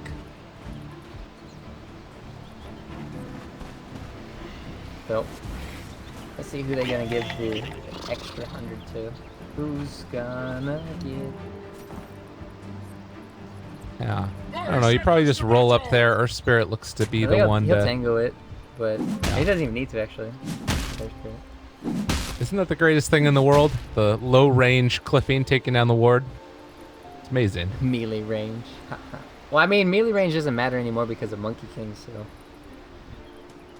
Fair enough. So we're going into it. Mushi playing on his Juggernaut. We do have Raging Potato on the Tinker. And of course, QO, PA. Miracle has played this hero so many times, I feel like, the Ursa. Usually out of the mid roll, but now playing it on the safe lane as well. I mean, how did you feel about the transition that we saw? Did you feel like he played a good Spectre last game? Was Miracle doing everything that he needed to pretty much? Yeah, I think that their biggest problem last game is they blow the haunt and then they just couldn't necessarily catch the enemies. So, and then they scouted out DJ here. And they know that there's going to be a dual lane coming out. They can punish this pretty heavily. I mean, they can just spin on Ohio right now. And he's going to die. Yeah, Ohio in a hell of a lot of trouble. Fnatic gonna lose their off-lane hero. First blood going to Ninja Boogie. And this tri-lane is terrifying. And you didn't even get level 2. Like, the whole point of Darkseer is to, like, suicide and then get level 2 and then you feel a little bit safer, but ES is leeching EXP here. This is just a little bit questioning, like, kind of like, what are they doing down here in the bottom lane? At least with that death, that means that the Blade Fury is on cooldown for a very long time for Mushi. But he's going to have it here soon. He has to be very careful for Ohio. He could just die again. I mean, AU can pull him into the tower almost at this point. Like, you got to be really careful. The other thing is that Miracle has been able to have a completely free lane, and that's also meant that Febby has gotten free pulls off. So you're going to have a farmed Warlock, and you're going to have a farmed Ursa. You're going to get... Oh, he's... Okay, those rifles. Could have been the death of him. Bottom lane instead. They're going on to Ohio yet again. They find another kill. He did get level 2 at the very least, but now you sacrificed your life twice for that. Yeah, I'm not sure what their thought was going into this bottom lane. You're against a Juggernaut who can stand and then 2 stuns. It's a little bit of a suicide, but maybe they know something that we don't, and then he's just gonna be able, well, he's just gonna go to the jungle now. It's like, okay, well, I got my level 2, I'm gonna go to the jungle now. Meanwhile, the Axe is just started with the jungle, now he's level 3, working on that 4. Oh, and meanwhile, DJ trying to hunt. We'll see if they can catch up to him. Looks like they're gonna chase it. Like, they have the Hasterin on the CM, so DJ should go down here, I think. There's the Frostbite. Right click's coming in. KYXY is back up to full HP. They're able to get the body blocks out. DJ's in a hell of a lot of trouble. They get the lift in the middle of it. Meanwhile, you do get a courier snipe by the Warlock since he had so much free room. So Febby gained something for his team, but it's a 3-0 start for Mineski. Yeah, and the courier snipe didn't happen when it was like bottling the Tinker's stuff or anything. So at the end of the day, it is nice that they do all get 200 gold, but at the same time, Febby is kind of scouting out, seeing what's happening. Block the stack at the very least, so that's something else going in their favor. Well, bottom, we should be getting pressured pretty heavily now because Rubik did rotate out of the lane. Yeah, because the Rubik and the CM did rotate out of the lane for the Earth Spirit. That did open up Ohio being able to go freely in the bottom lane. Now they're back though. Have to be a little bit careful. Yeah, I mean, they can go on him yet again. Ohio gonna be lifted here. He does have enough for Surge if he wants to use it, but can't use it until the lift comes out. There it goes immediately. Oh, good kick by DJ. That might have actually saved his life, but now they have another Frostbite. So Ohio going to drop. It was a good play by DJ, but not good enough to save his Darkseer. Dead. Nice heads up. Now we're gonna go Shrine for Fnatic, but still 4-0, man. Still 4-0. They still have a strong team fight for later on. They just need to stop the bleeding. They need to find ways to also kill this Tinker. So if they can find a way to rotate Like, give the Ion Shell to DJ right now, and then he goes smoke, play. Oh, well, AU's probably dead. Yeah, they'll go on him. A quick little lift up there. The early point in upheaval, not something that you always see, but he will taunt as he dies. Yeah, an interesting build here by Febby. We've seen this before where there's no points in Fatal Bonds early.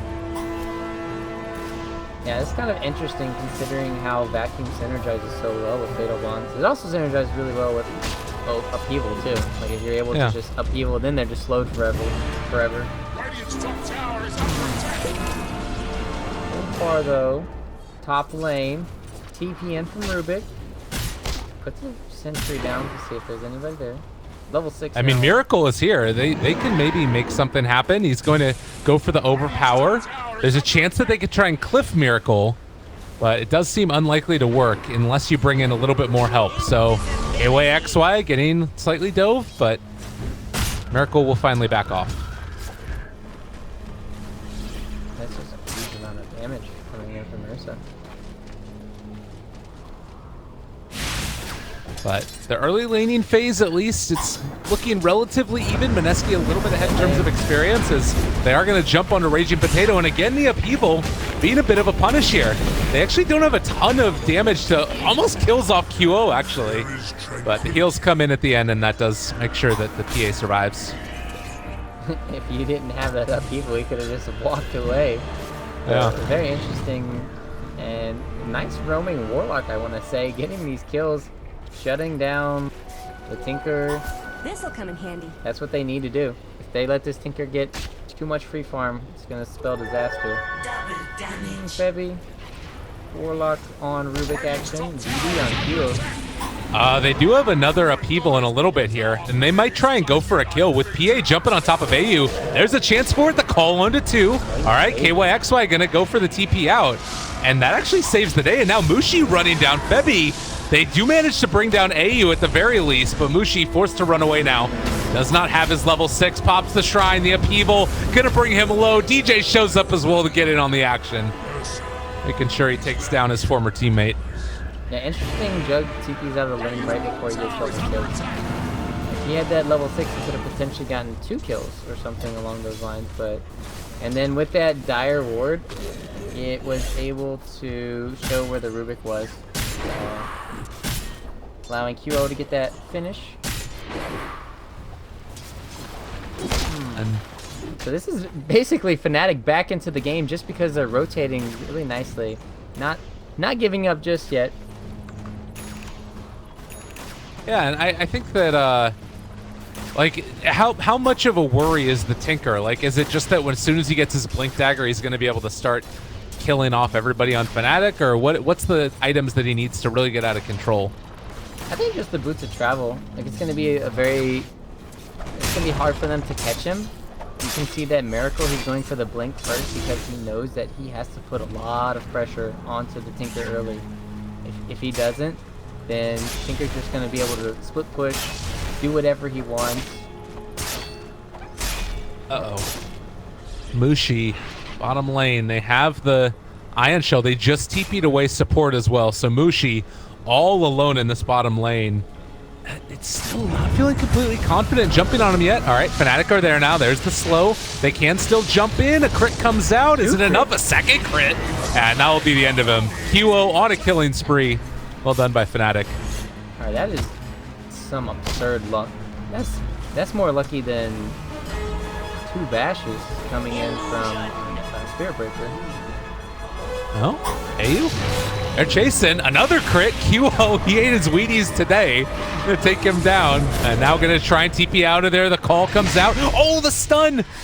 They wanted to try and interrupt it to keep alive that Darkseer, but didn't quite connect in time. Fnatic are making all the plays, and that's giving Febby all the free levels in the mid lane that he wants, but meanwhile, trying to figure out where this Tinker went. He went into the jungle. Gonna start stack.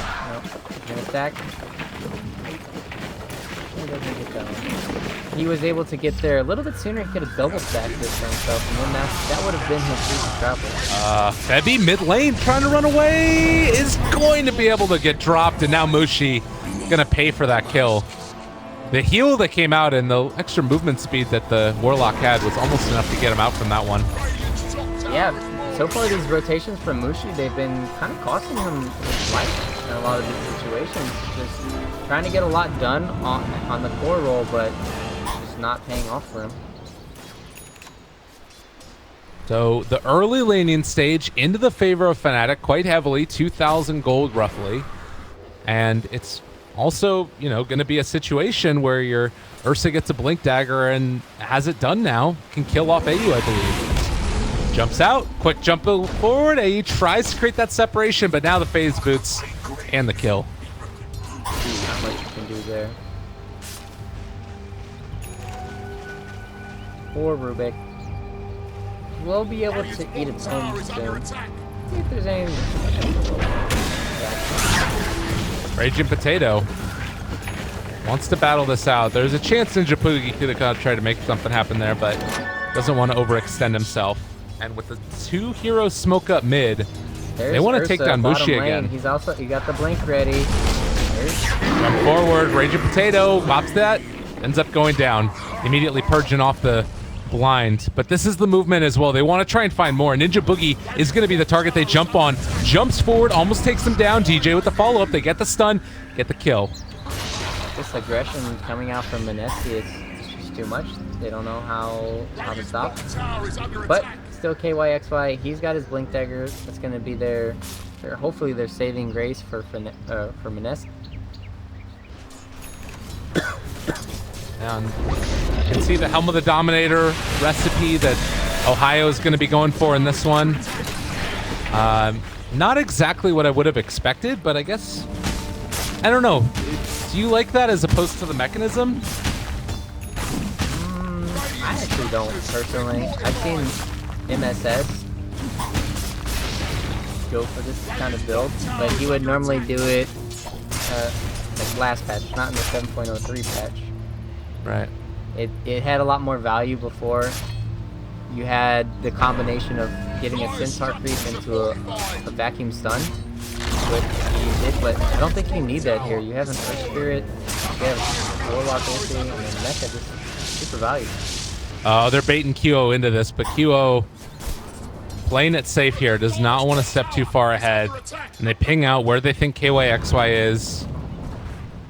Looks like Fnatic are just gonna sitting back here, not gonna get caught out. So Rubik just got level 6. Let's see what he can steal. Basically, there's Warlock ulti and maybe wall or vacuum. This is not a good Rubik game at all. Get the D ward here. That will signal to AU. There's a couple heroes in the area. But still, very tenuous moments at this stage. Doesn't look like Mineski quite want to fight yet, just because of how powerful Fnatic lineup still is. So do you feel like as this game goes on, the game starts to get a little bit easier for Fnatic, or rather for Mineski, or do you think that Fnatic's lineup can kind of scale well into the later stages? I think Fnatic can always scale because once they get the BKBs on the PA and the Ursa, then a lot of what Tinker can do is just gonna be ineffective. So. Oh, Mushi showing in lane. It's only Ninja Boogie here. Axis TPing in right now, but all 5 from Fnatic looking to take this fight. Tinker is back at home as well. This is such a scary moment because you get one big call onto all these heroes.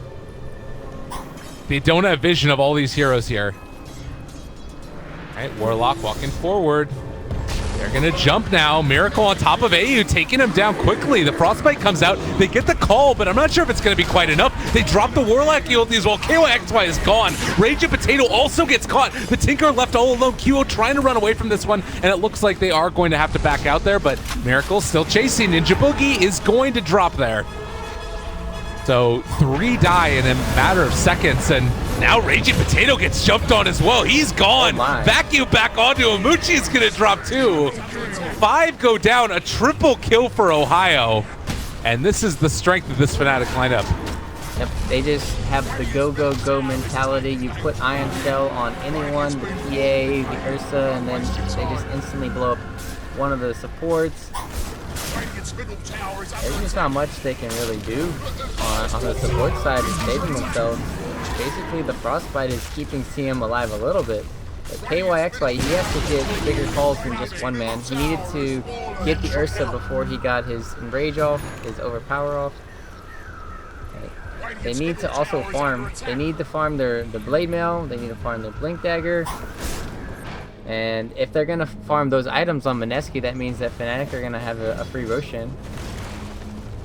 Oh, it's true. Like, and you're going for as much early fighting builds as you can, but the heroes just aren't quite coming online as quickly as you see from Fnatic, and now moving in towards that Roche, like you said. And you can't even really contest because of Febby getting this early point in Upheaval. Like, all of these heroes, if they get caught by that, it's going to be really hard for them to run away. And I just don't know.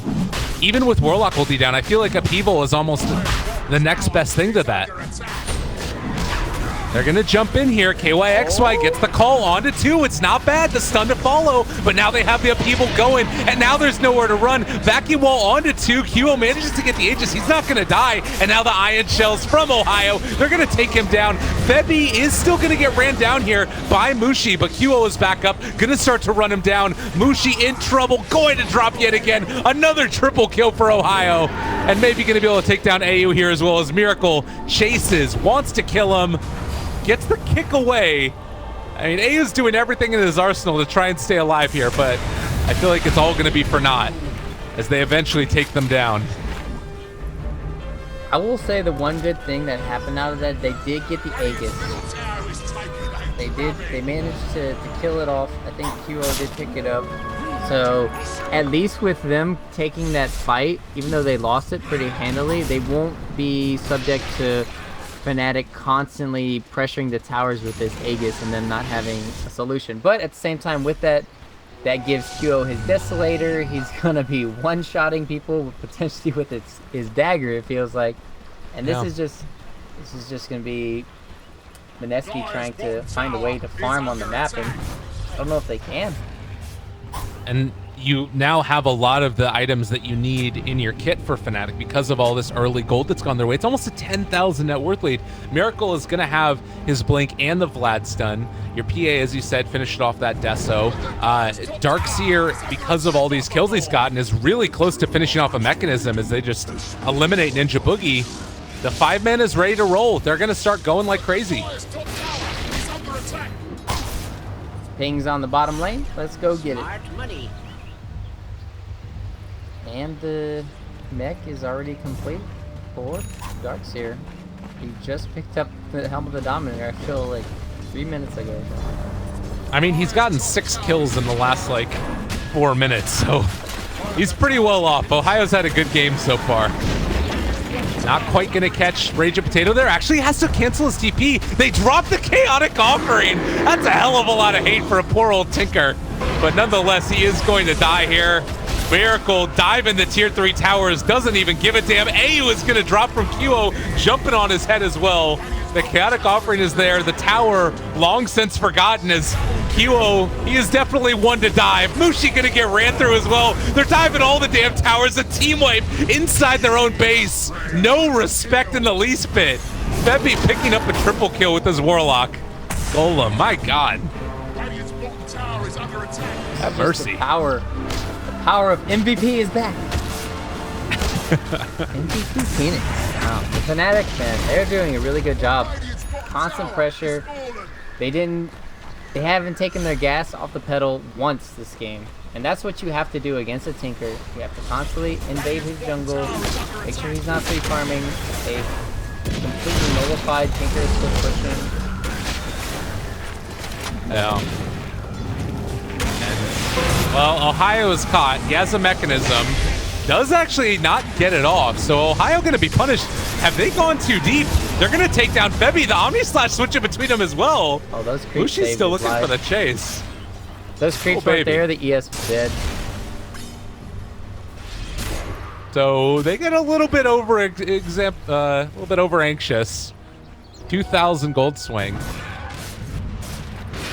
Now, no, it's still looking quite bad for Mineski, but there's maybe a light at the end of the tunnel if they can string together a couple more kills like that. Yeah, they just need to make sure they can get this Axe his blade mail, and then we'll see how the blade mail affects QO. Like if he can potentially make the PA kill herself in team fights and whatnot. Also, the Tinker's gonna be rushing in Ags. Normally you see the Aether Lens first, but realizing at this pace in the game, they're gonna be potentially high ground sieged yet again, and so they really want to have those extra marches or those extra.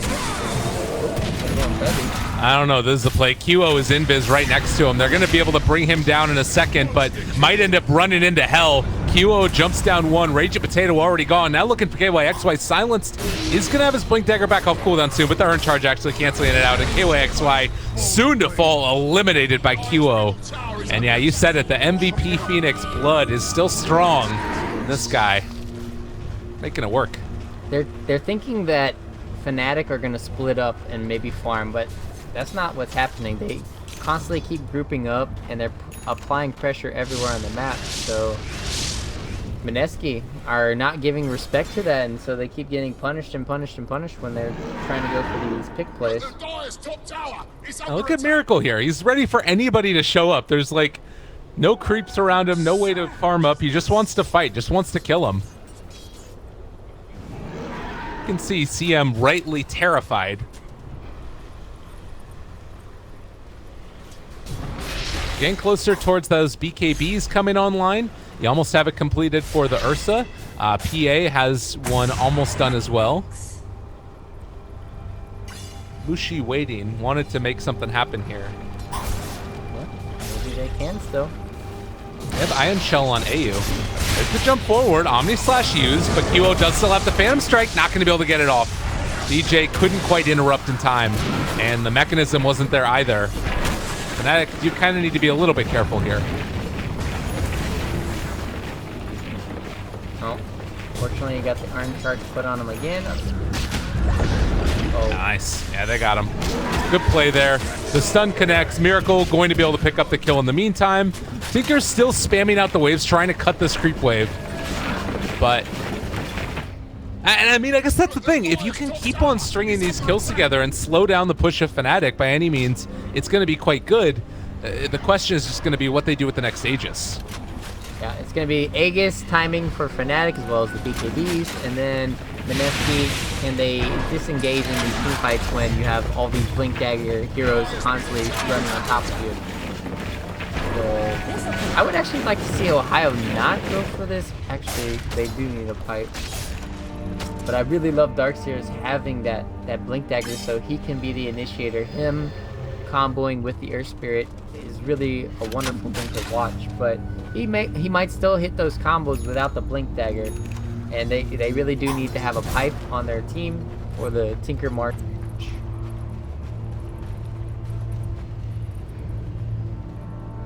One of the nice things about like also going for the helm on top of the pipe is that you also have that aura regen that's coming out from it. So 8 aura regen on the Darkseer, not to mention that he has the mechanism, so they've got that sustain. And you're also going to hit that next timing with the BKBs where suddenly Tinker stuff, even though he has the Aghanim Scepter, isn't going to be quite as potent as it might otherwise be because of those BKBs and Fnatic basically just running at him. Yeah, he's going to eventually need a sheep stick for these BKBs. He might eventually get there this game. But right now it's kind of like Tinker trying to split push the map, Mushi trying to farm as much as he can, where he can, and not die. So QO BKB completed. Any other big items? Oh. Oh! He just No, go back. It's there. I mean, look at QO here. There's nobody around him for a good, like, I don't know, maybe 10 seconds or something while he was just hitting the tier 2 tower with no creeps nearby.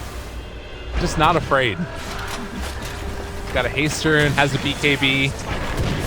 By just yelling at his team to come join him. Yeah, they had urns, they had heavy, so he's not afraid to just take a little bit of damage here. And here comes the Roshan that we all knew could come. Mineski not really in a great position to come and contest it, which unfortunately is going to make this quite tough to hold the high ground. Tinker will be able to finish off his Aghanims by the time they go high ground, so that's something. Now, the problem is when they do go for this high ground siege, it's going to be massive marches and then rockets and stuff. And PA doesn't have the most health in the world. So when she's sieging the high ground tier 3 tower, it's like she doesn't attack that fast. She can't blink strike on the tower. They kind of need to get a kill because you don't want to pop your BKB as a PA and hit the tower. And that's what they're going to have to do. That's definitely true. Maybe you have Miracle that does it instead, but he doesn't have the Aegis, so yeah, that's kind of tough. We'll have to watch and see how they decide to take it. Maybe like all of the extra HP regen that they've got by virtue of like, you know, as we mentioned, the Urn, the Helm of the Dominator will be enough to top her off. Need a heart on the PA, on the Ursa. Get ready, boys. 30 more minutes. Coming at you. I mean, if you don't have the axe back there, it might not be able to be that quick even. Like, they're not at home, and we are going to see Fnatic getting ready to start pressuring these areas down. Last tier 2 taken. Gonna wait for the next creep wave. Pop the pipe at that point. And it's time to party. You don't think so? I don't think they can go high ground. I think it's a mistake if they try. Okay. There's just no answer for Tinker, and they don't have a hero that can right-click towers. Especially safely. Like, imagine if an axe is just blade mail blinked in and they pull them to the tier 4 towers. Right. You could just die, and then that gives all the momentum back to Mineski's side. So what do you have to wait for then if you're Fnatic? What's the, is it an item that you wait for? You catch out Mushi or you catch out the Tinker in the lanes farming. You also need to wait out for an Abyssal Blade probably on the Ursa or the PA. Yeah, he does have it queued up with me over here at Miracle. You need to have a lockdown way, and then you have to find a way to lock down the Tinker. Okay. A lot of patience shown. That's definitely something that we haven't always seen from these teams. DJ is spotted out by this ward. Ohio ready to go in on him here. Although there aren't... What am I talking about? They're on the same team. This is how you know it's been a late night, everybody. Ohio about ready to gank DJ, clearly. But yeah, Tinker is there. They're waiting for him instead. I actually really like the decision to take a Hellbear, so you get the Cloak Aura instead. Because now you get 20% magic resistance for all these buddies. UO taking some damage, has the slow heals coming in from the Warlock. The jump forward immediately under range of Potato. He's just gone. They forced the buyback immediately. Nobody else is there. Juggernaut is split pushing along the top lane. Mushi wants to take this one, but they've already lost their own barracks. QO still hitting, has the Aegis, jumps forward for more, pops the BKB, but KYXY is there, trying to turn this one back around. The stun connects. There's the vacuum wall on it too. QO turning to fight more. They have the Canic offering range of Potato. He's so freaking low, but not gonna die yet. They're able to create that separation, and QO does finally jump forward, finds the kill on the Tinker. He's dead for a minute. And now, with the Aegis coming back up for QO, they're going to keep their eyes on the prize, focus on these barracks, and take them down as soon as they get a creep wave, because that was something that Mineski were able to stop from happening for at least a moment. But that means that AU might die in the meantime. Where was the axe? I don't know where the axe was the whole time. Like, they were just sieging the high ground, and then they have a chance to save the Tinker if the axe was there sooner. So KYXY is not there in time to help. But yeah, like you said, trying to stall as much as he can, Mushi. He's running away, wants to make this type of play. Miracle's and it is going to be there. Like diving in on these boards. Very angry about this situation, the Bear Man. But you have a catapult now, so that's going to break the backdoor protection. And, I mean, they bought enough time for Tinker to get back up. You played this about as well as you can for Mineski, and they actually have to back out. So, and now they're playing super aggressive. No BKB on Miracle. This could be a good opportunity. Whoa, oh. What? Okay, that was not the play. Febby is gonna die there. Huo turns back up, wants to run in. The rest of his team is gone. But Huo is still gonna die for this one. Finds another kill. Miracle is godlike. Mushi forced to run away and hide. What the hell? This game is all kinds of silly.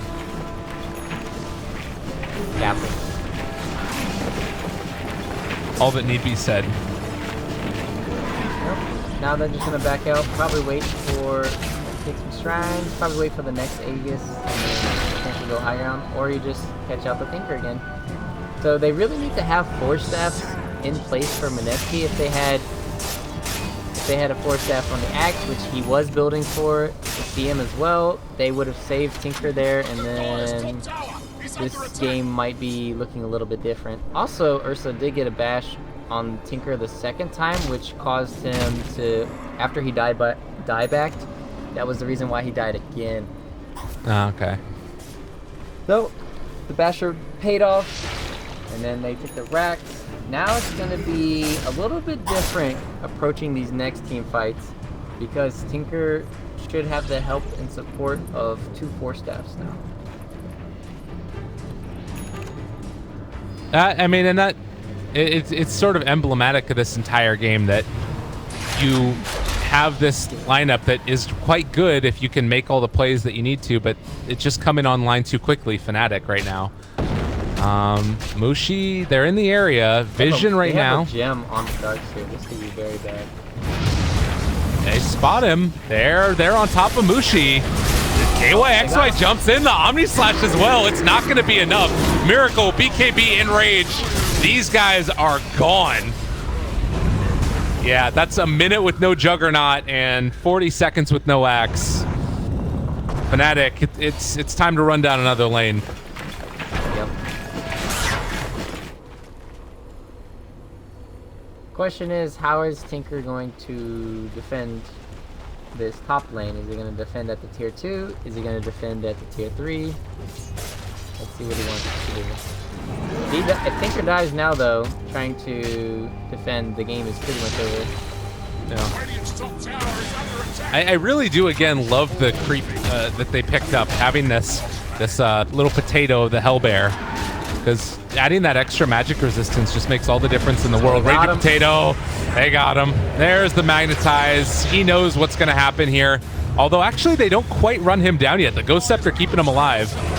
And the X catches on to QO. If there's a crit here, he might beat himself to death. Pops the BKB, turns to fight, takes down the Maiden. Is already completed on him. Yeah, that is real rough. And, I mean, they do force back the rest of Fnatic yet again, as the Ags is going to start to do their work. But they start pulling out the Evil as well. Jump forward. There's the Abyssal. That's going to be a dead Tinker. Dead for 50 seconds. Another BKB popped. And more battles coming out soon.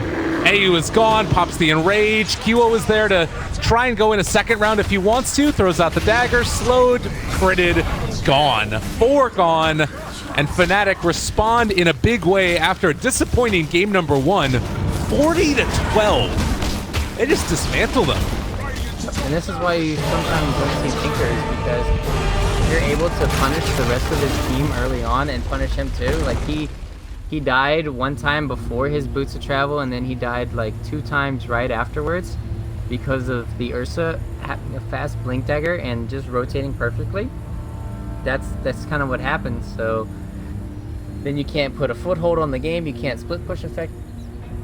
The enemy team gets free Roches because you yourself, like your team, can't really contest Roche or do anything about it, and that just kind of crippled them in these situations. So really well played from Fnatic.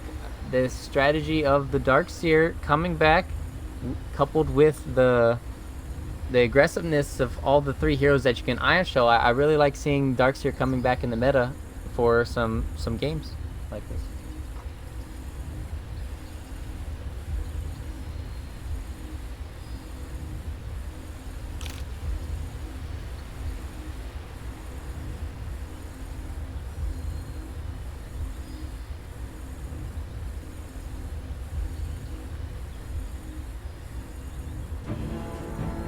You jinxed it, man.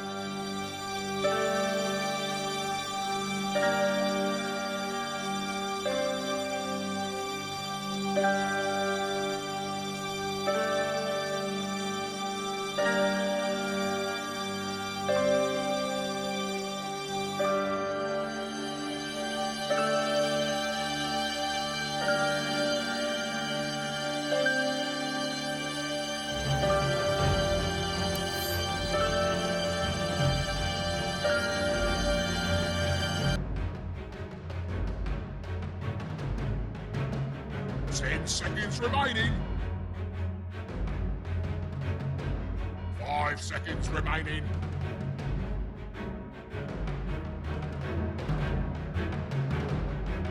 Radiant team pick. The prodigal hero returns. Yeah, I knew they'd be back.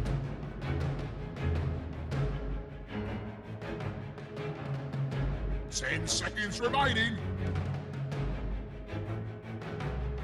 5 seconds remaining.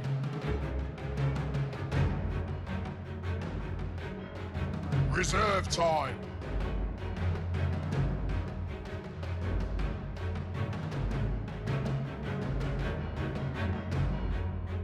Dire team ban.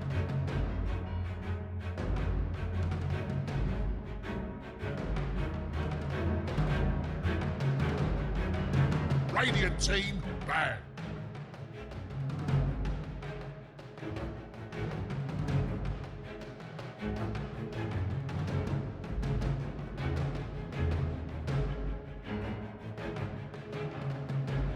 Ten seconds remaining.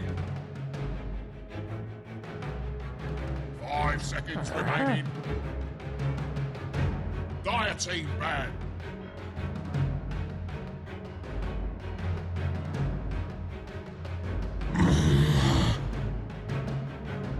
Radiant team ban.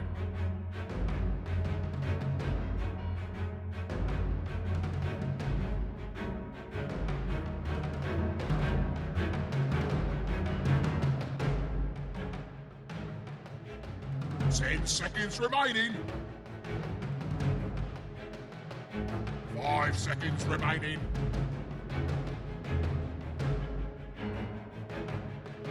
Reserve time.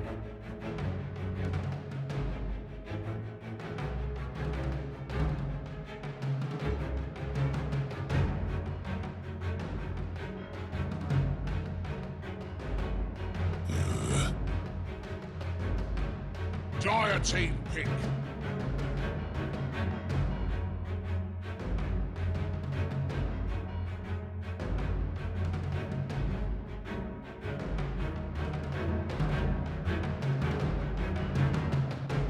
Ten seconds remaining.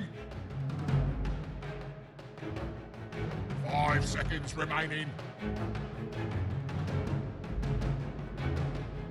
Reserve time.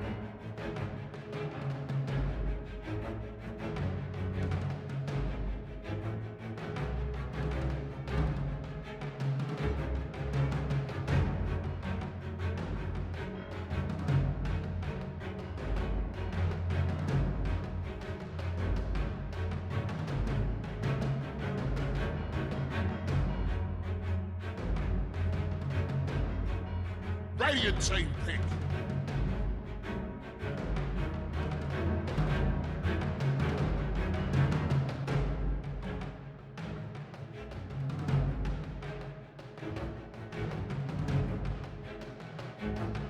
Dire team pick.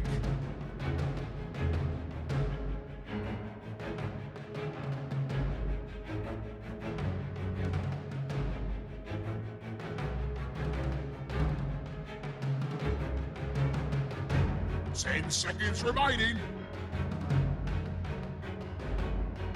5 seconds remaining.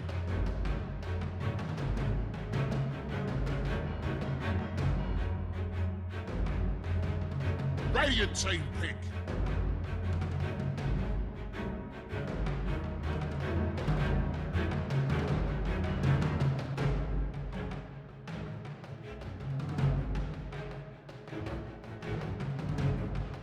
Ten seconds remaining.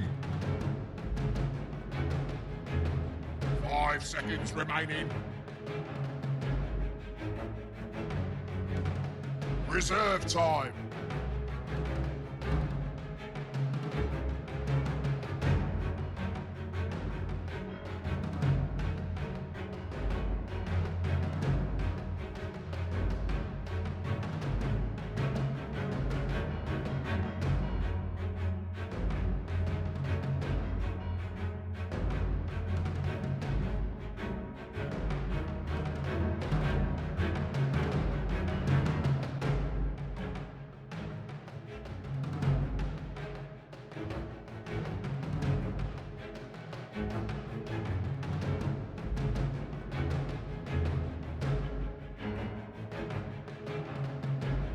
Mirana. Dire team ban.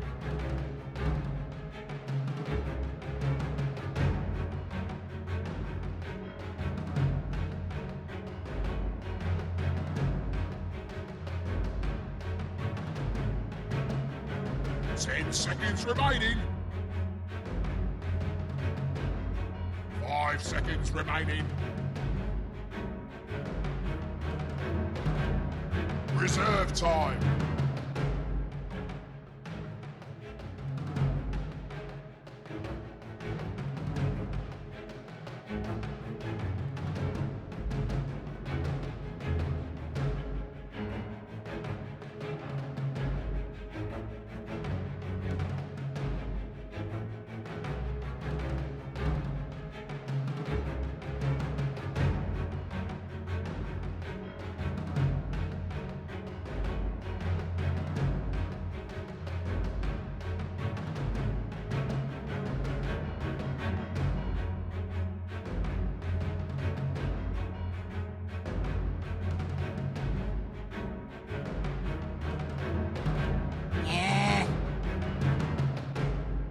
Radiant team ban.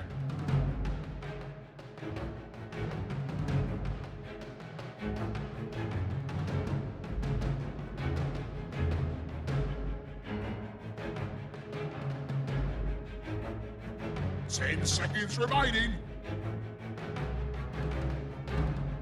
5 seconds. You're cutting this close. Reserve time.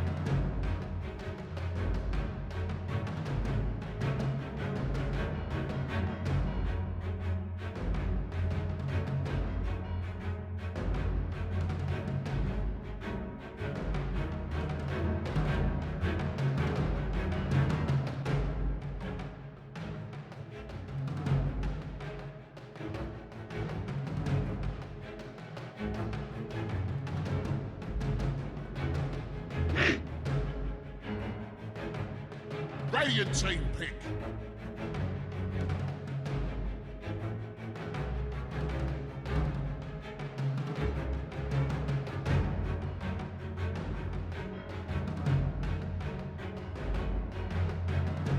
Ten seconds remaining. 5 seconds remaining. Dire team pick.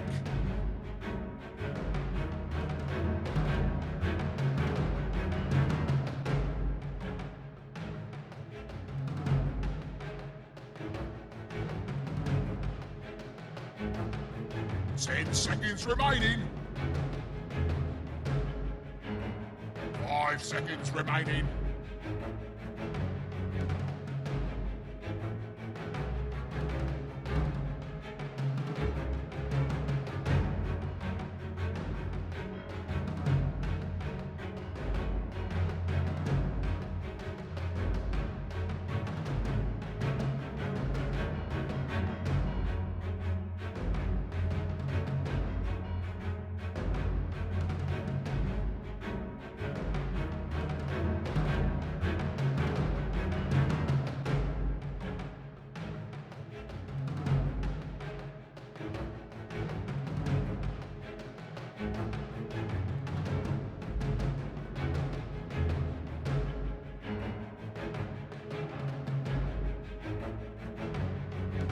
Ten seconds remaining. 5 seconds remaining.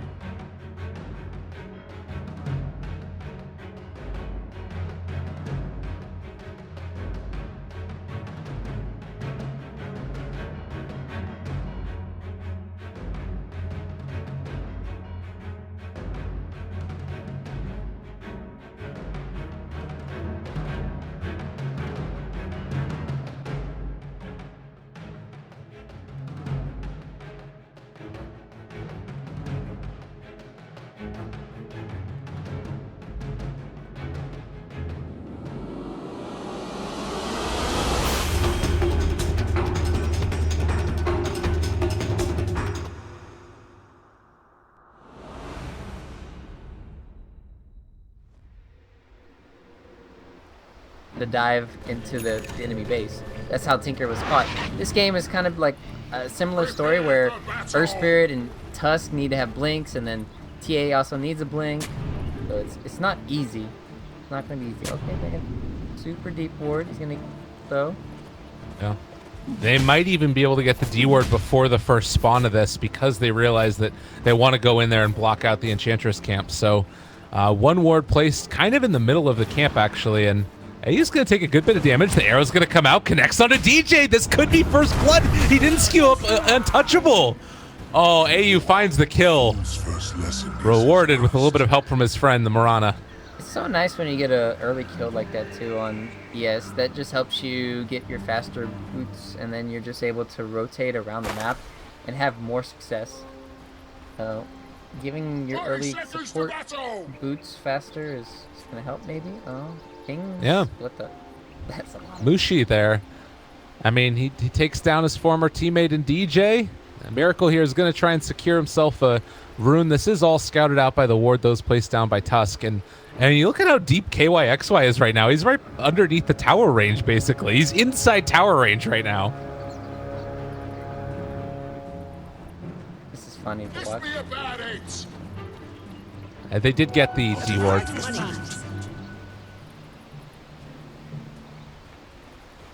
They should be able to pull it off, I think. I mean, you take a little bit of damage from the tower while you pull the creep wave pass, but you also should get a free pass at it.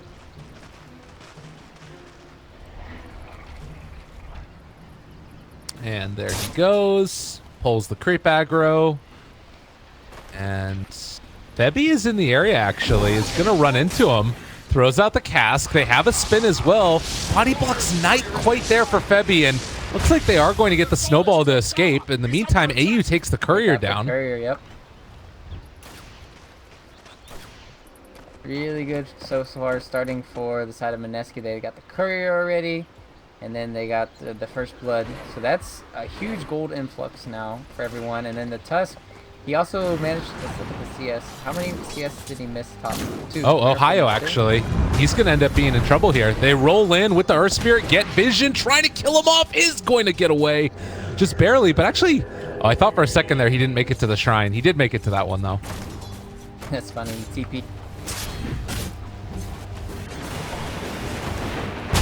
Yeah, another snowball. Gets out to this tower. KYXY has been practicing Tusk a little bit, it seems like.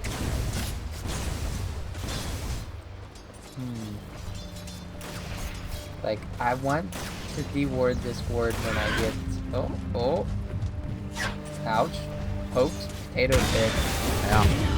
It can run him down there. Just taking the creep wave with DJ. And this is a different style of the DJ Enchantress that we didn't see in the previous game, where before he kind of had to try and just pressure. AU okay? just used the shrine. Uh-oh. Accidentally kicked it. Well, that's unfortunate. Yeah. Gotcha. Got it. Ranger Potato dropping AU's boots for him as well, being the mobile courier. But yeah, a couple other things that we saw there. There was another block on the camp. AU did that, so DJ wasn't able to farm up and move into that lane as quickly. But again, it's DJ being more active with this Enchantress than we saw before. Certainly not. Yeah, Enchantress did a really nice job securing that kill on the mid lane, and then we're going to see he's going to try and help out Ohio here, make sure he doesn't die, put out some good pressure. Did he hit the arrow there? I wasn't able to see. I think he missed it. Yeah. Oh, mid lane though. QO got kicked back, and then they have the boots on. This is gonna be a kill. Body blocks. Oh, DJ trying to do his best. Is gonna be able to turn it back around. Actually, a timely haste run. Oh, that kick probably saved him. They're still taking some damage from the creeps here. You got to get over to that shrine. Pull him past. We'll be able to finish this one off. And again, The haste rune saved his life, as well as the kick back kind of saved his life. So a little bit unfortunate.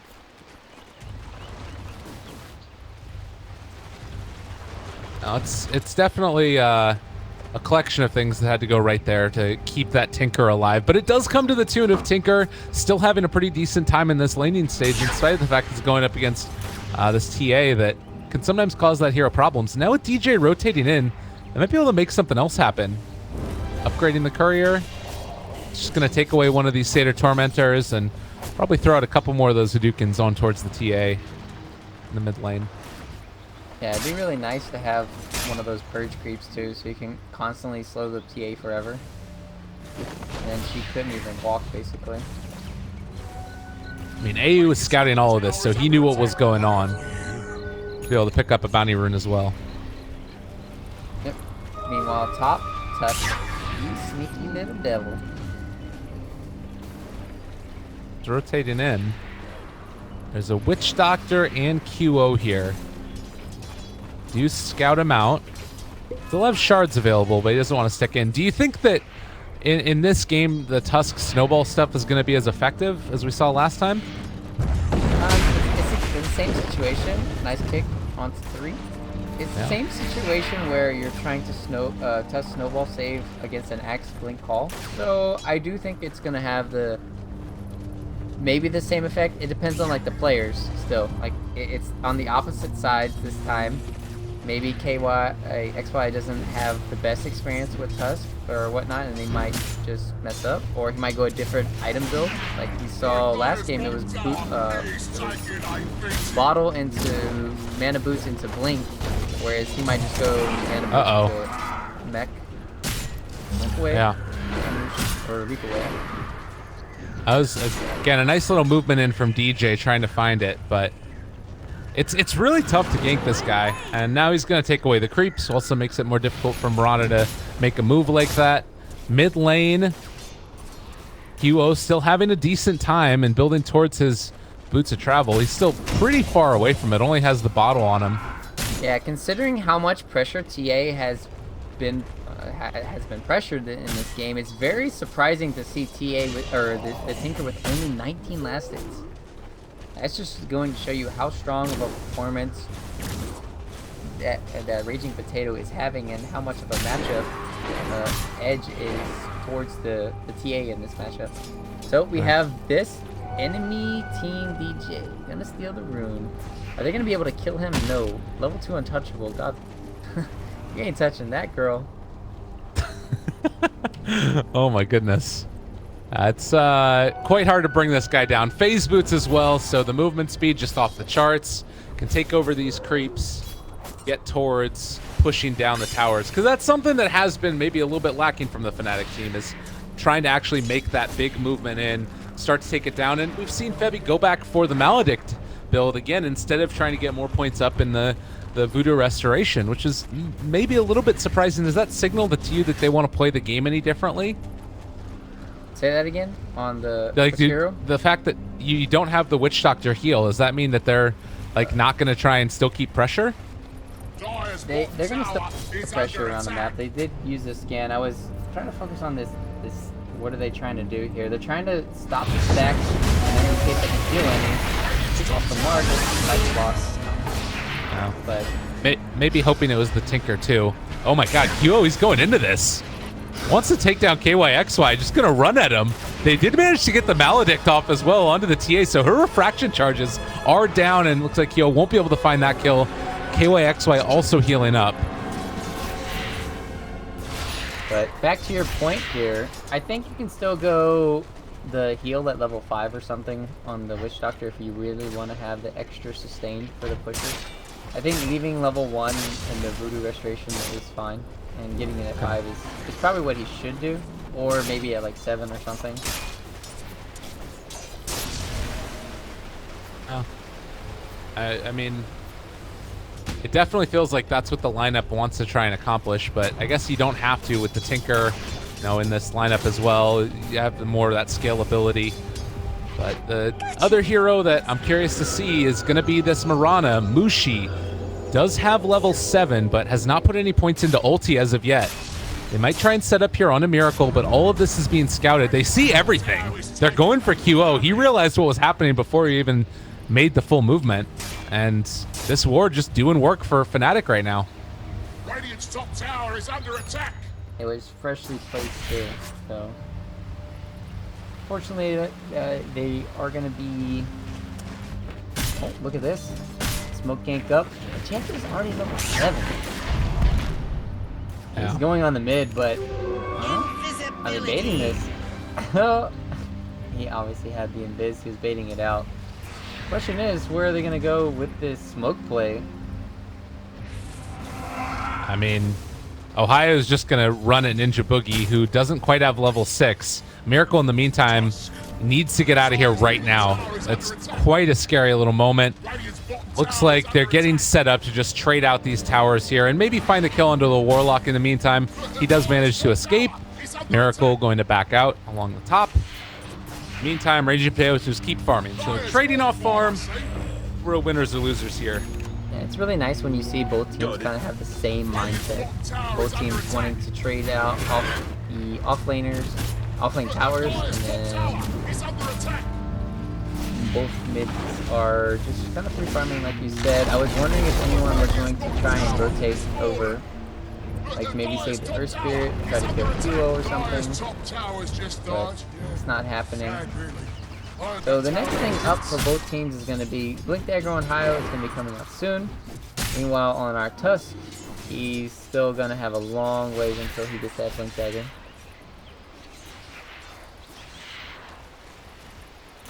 You can see here full vision in the area.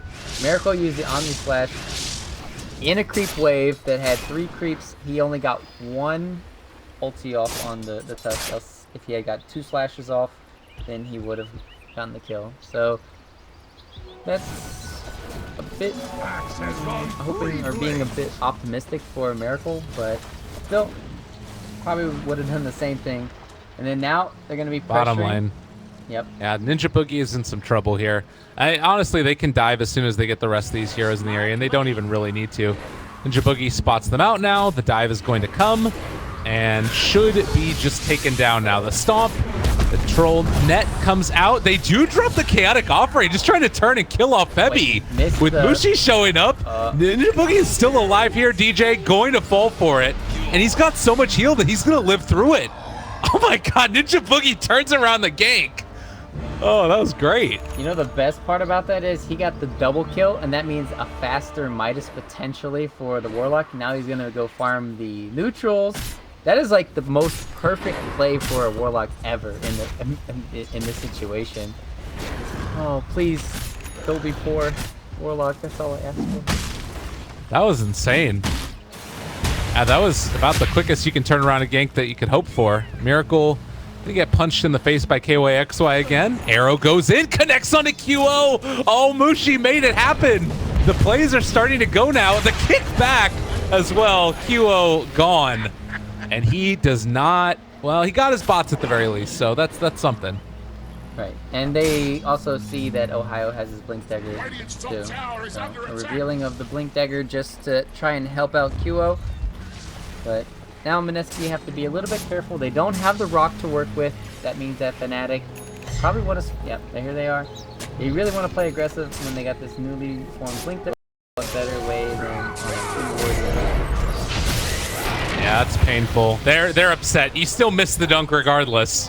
Warlock definitely can gloat about that at least a little bit. He made his play for today. Radiant's top tower is under attack. Debbie denied the range, or the ward, so they couldn't get the money later. Nice. So that is going to be another Moonlight Shadow used by Mushi as they move in. It looks like they want to try and take this fight, killing off the healing ward at the start of it. Snowball forward, doesn't connect onto Miracle. That stun is not going to be enough. Maledict now onto a couple of it. They throw out the Witch Doctor ulti. KYXY soon to fall because of the Battle Hunger and the Maledict. And it looks like that's going to be a somewhat wasted Moonlight Shadow. Yeah, that's really weird that they did that play and don't bring in the TA. You can't really get away with that if the Earth Spirit doesn't have Magnetize. If they had a Magnetize there, oh man, that would have been perfect and they could have potentially won that team fight. But that's on cooldown, box on cooldown. Defending that is just costing you lives and wasted farm time. And in the meantime, it is QO building towards that next set of items. Has the Soul Ring about to be completed.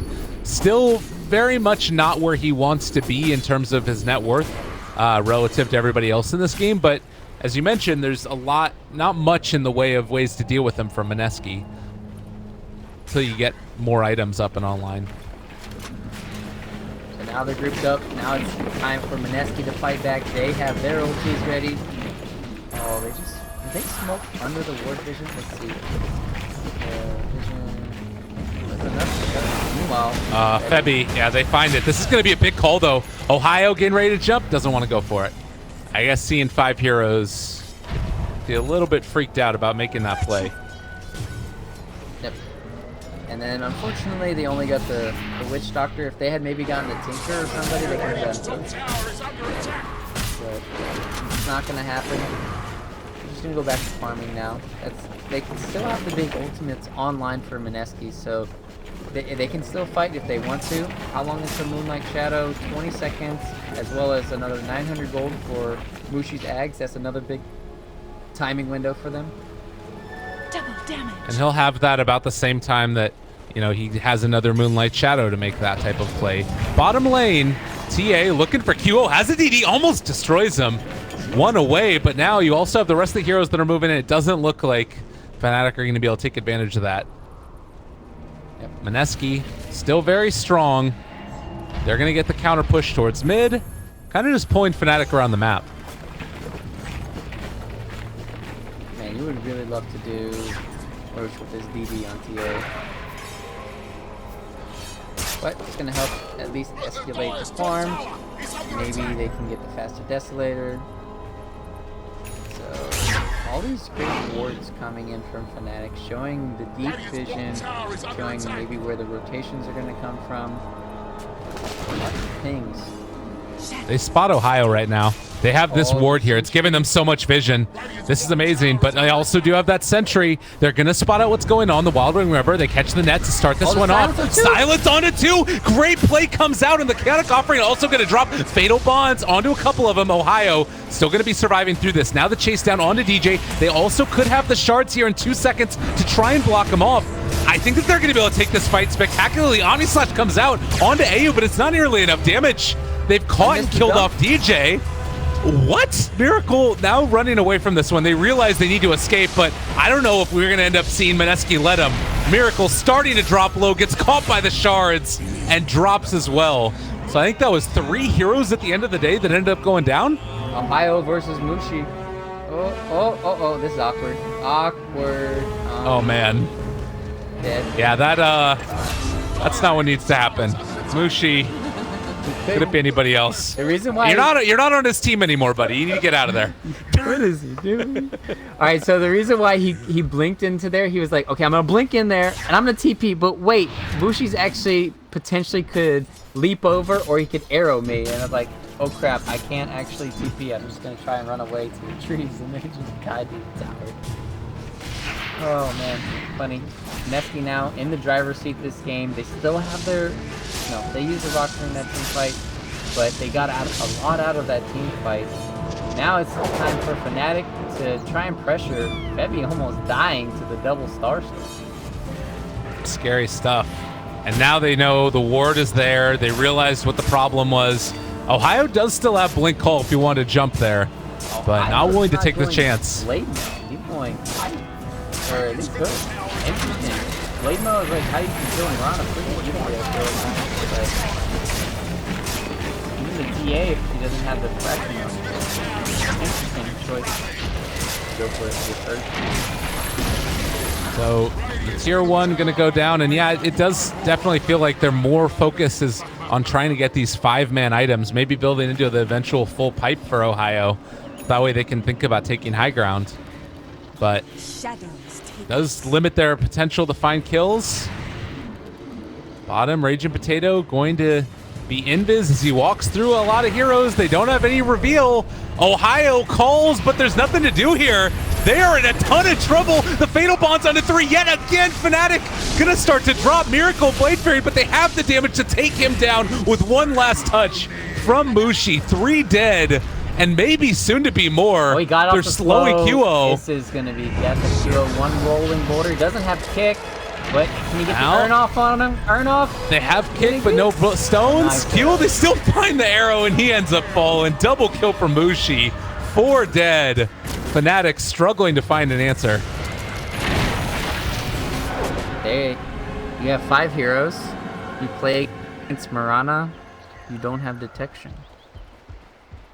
Yeah, it does feel like just little things here and there that are being the difference. You know, it's a little thing, dust, but in the context of a team fight like that, it ends up being huge. Yeah, even sentries. Like, the thing is with dust, it might be too late to see where the enemy's coming. And that's normally why you need the sentries first, because if they get the jump, you could just already be dead. So not having either is just game losing, but at least they have the sentries now on Febby. They've lost a lot of ground. They gave the TA her Desolator. That means that Roche should be theirs for the taking, since they do have their ultimates back up online for Mineski. They're super strong right now. That's 4,000 net worth lead, 7,500 experience. All of these ways to take fights, and it's feeling like it has to come off the back of Ohio, but it's really not easy to find those initiations. No. Particularly when you don't have any type of reveal, but that's another story. Yeah, it's hard for them to have like only one initiator. Yeah. When you have a one initiation lineup like this, the Tusk Snowball save, the Warlock ulti, there's just too much save coming in from Mineski and turnaround potential that they can't do anything about it. So they're kind of like forced to play back and I guess just wait for Tinker just to split up the map and hope that Mineski don't go high ground. Yeah. 14-4. I mean, again, on the verge of elimination, both of these teams. Mineski seeming well poised to finish this one off as they do head in towards the Roche pit. There's a DJ creep here. Does get arrowed, and actually, it's not getting scouted because they arrowed it. That took away the vision, and I don't know if Enchantress realizes. Oh no, they're gonna get away with the free Roche. Could they even contest it if it didn't happen? They pinged it. They All know right. it's they know it's being done. I don't think they can really contest it. I Okay. would really like to see Mineski coming in and help things be done a little bit faster. You don't want to trade a tier 2 tower bottom when you can potentially defend it. So let's see. Do we have TPs on everyone right now? Yep. There's 2. Radiant's been fortified. And they're back instantly. It's really too bad. Well, Roche goes down, and Fnatic all grouped up. There's an AU initiation that could come shortly, as well as Ninja Boogie ultimate. And wisely, Fnatic are going to back away. And AU almost has his big Dire's covered. middle tower is under attack. That's going to be There's- even more problems. KY, XY, he did go for that mech before the blink, so not going to have the best saves potentially, but he has a lot more to offer now with the mech. I wonder if that scouted out where Ohio was, those shards. AU? They're Oh, jumping in. A good call on it too, but they have the Warlock ulti to turn it. Connects on the 4. The Fatal Bonds. The jump board. Mushi, where's your damage? He is going to get it out. Oh, DJ, he's just going to drop here in a second. They kill him freaking all. Sitting there accepting his fate. DJ knew it was coming. A triple for Raging Potato. My God. I think ES plus Warlock is going to have a 100% win rate after this. After this, it was picked the first game for Mineski, completely crushed. Second game, it was picked by Fnatic, completely crushed. Third game, picked by Mineski, completely crushed. I'm seeing a pattern here. Dire's bottom tower. It's good heroes. They're just Fatal Bonds and synergizing Magnetize. so well together. And then you see there, they just mech up and then nobody's even close to dying. Like, they don't have a blade mail on Axe. What is the point of even calling if you don't even have a blade mail on Axe? Like, you just, where's your damage come from? Basically, what I'm saying. Tinker, it takes a long time for his damage to come. Like the march, it takes like 2 marches. They need to already be down. Tinker doesn't have an Ags or anything to work with yet. The damage was just not there, and them trying to take that team fight was a little bit overzealous. That's tough. And you pick these heroes to try and win out in the lanes and then take objectives after the fact. And the reality is that they now have, well, the same amount of towers down on both teams. And right now, Mineski are going to continue to win fights. 18-4.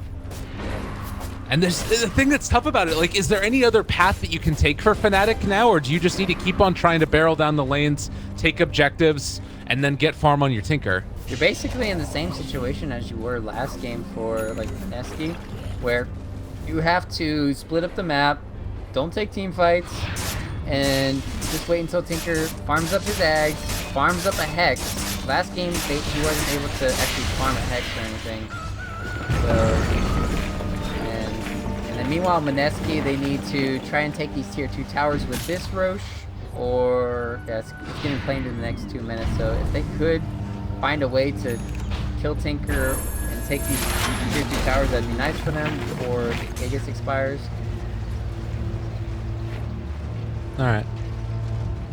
Well, in the meantime, Ohio does have his Blade Mill done. Oh, he just blinks. Tinker, oh God!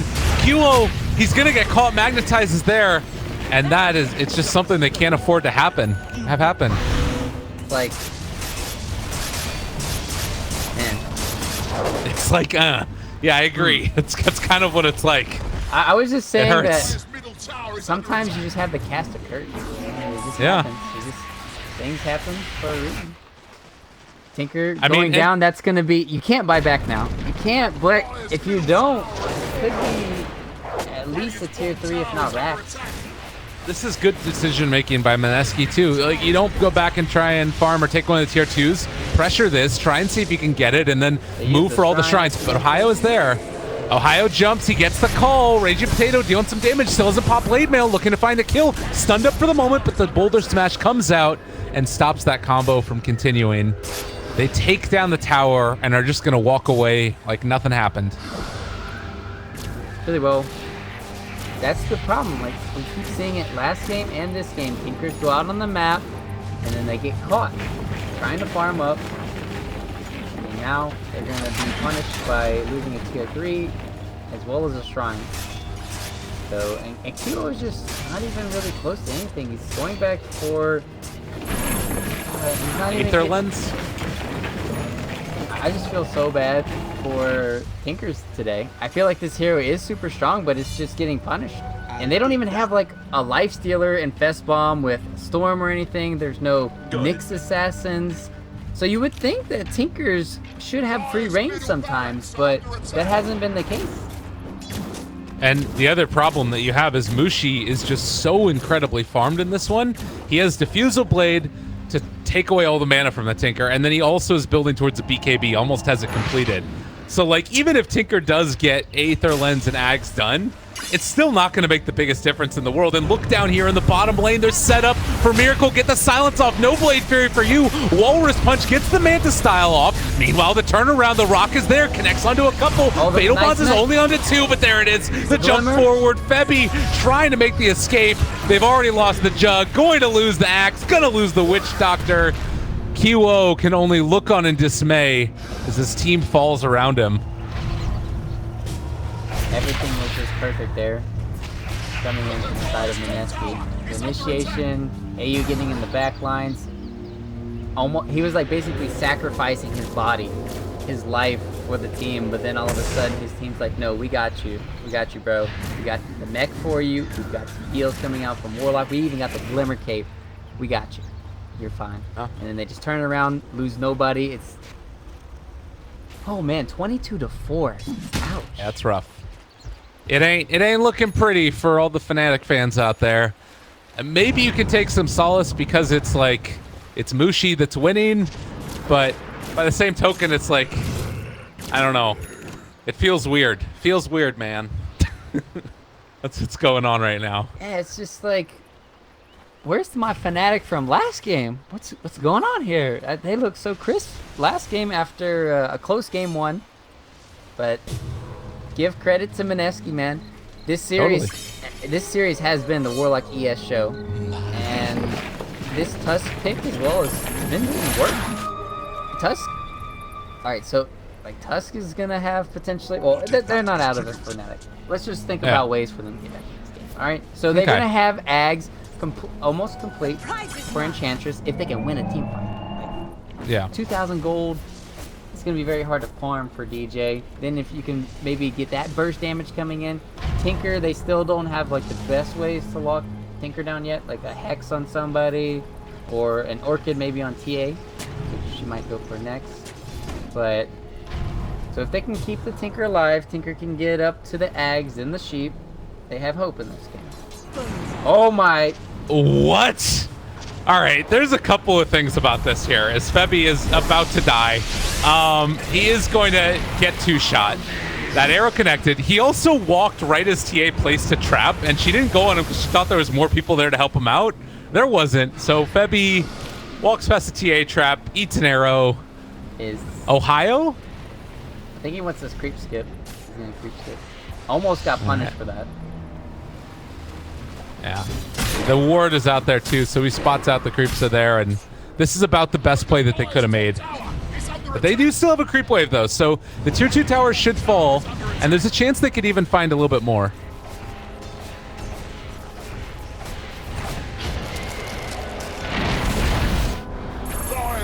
Up down bottom, tries to take down QO. They find him with the Star Storm, looking for the kill, not going to get it. Pop the BKB, but they can't catch QO.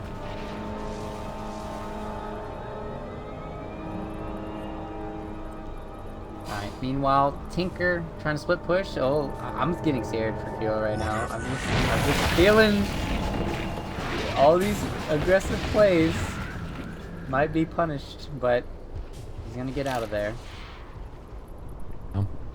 He is still getting farmed, though. Does the Ags make the difference when he does eventually pick it up? Like, can that turn this back into the favor of Fnatic? I think it's going to help a lot for the high ground defense, but at the same time, we have this TA problem, and the TA can just pop the BKB and then hit the barracks, especially when you OQO. I didn't see if he had almost hit the arrow from Musi, but still, they just keep hunting this Tinker. In the last 2 minutes, I've been so scared for QO. I don't know. He's an aggressive player and all, but that gets punished pretty easily. I mean, he's kind of making it work, though, right? Like, yeah. He's got 2,600 gold on him right now, and you finish off that Ags, like you said. He might have maybe to it's go one sheep. bink. He's probably thinking to himself, do I go sheep here? What do I do, guys? Help. I need both of these items quickly. He might even want a defensive item, but if you go defensive item, you just aren't going to have enough damage. Like defensive as in a Yule Scepter or something, or the TA, or a Ghost Scepter for the TA. Right. Creep going to be left to live another day as this March to the Machine starts to get stacked up. The plus side is that you do have this movement out now, although there is also KYXY in the area. Ohio getting rounded upon. They find him. Stun does come through, and that is a dead axe. To this team too far away. Bye-bye, but they're keeping all the lanes pushed out. Now, let's see if they want to go high ground with this. Or Mineski, if they're going to go mid.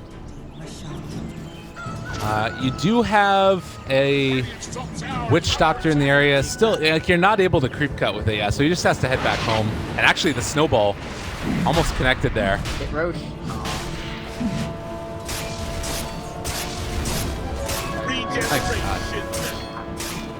Just trying to figure ways out.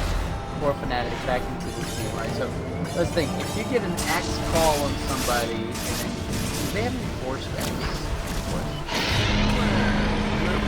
I think the answer is no to most of those questions. It's pretty broke.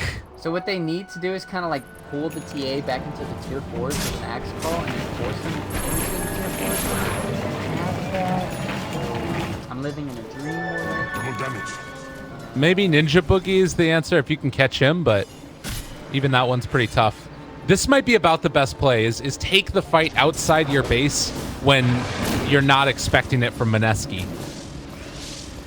But even that is tough to do, and the vision game that you do have, I think that they just spotted the Juggernaut Miracle moving back up towards this high ground here, and maybe a smoke play soon? Yep. Time to go. Oh, God. They see Miracle. They are about to jump him.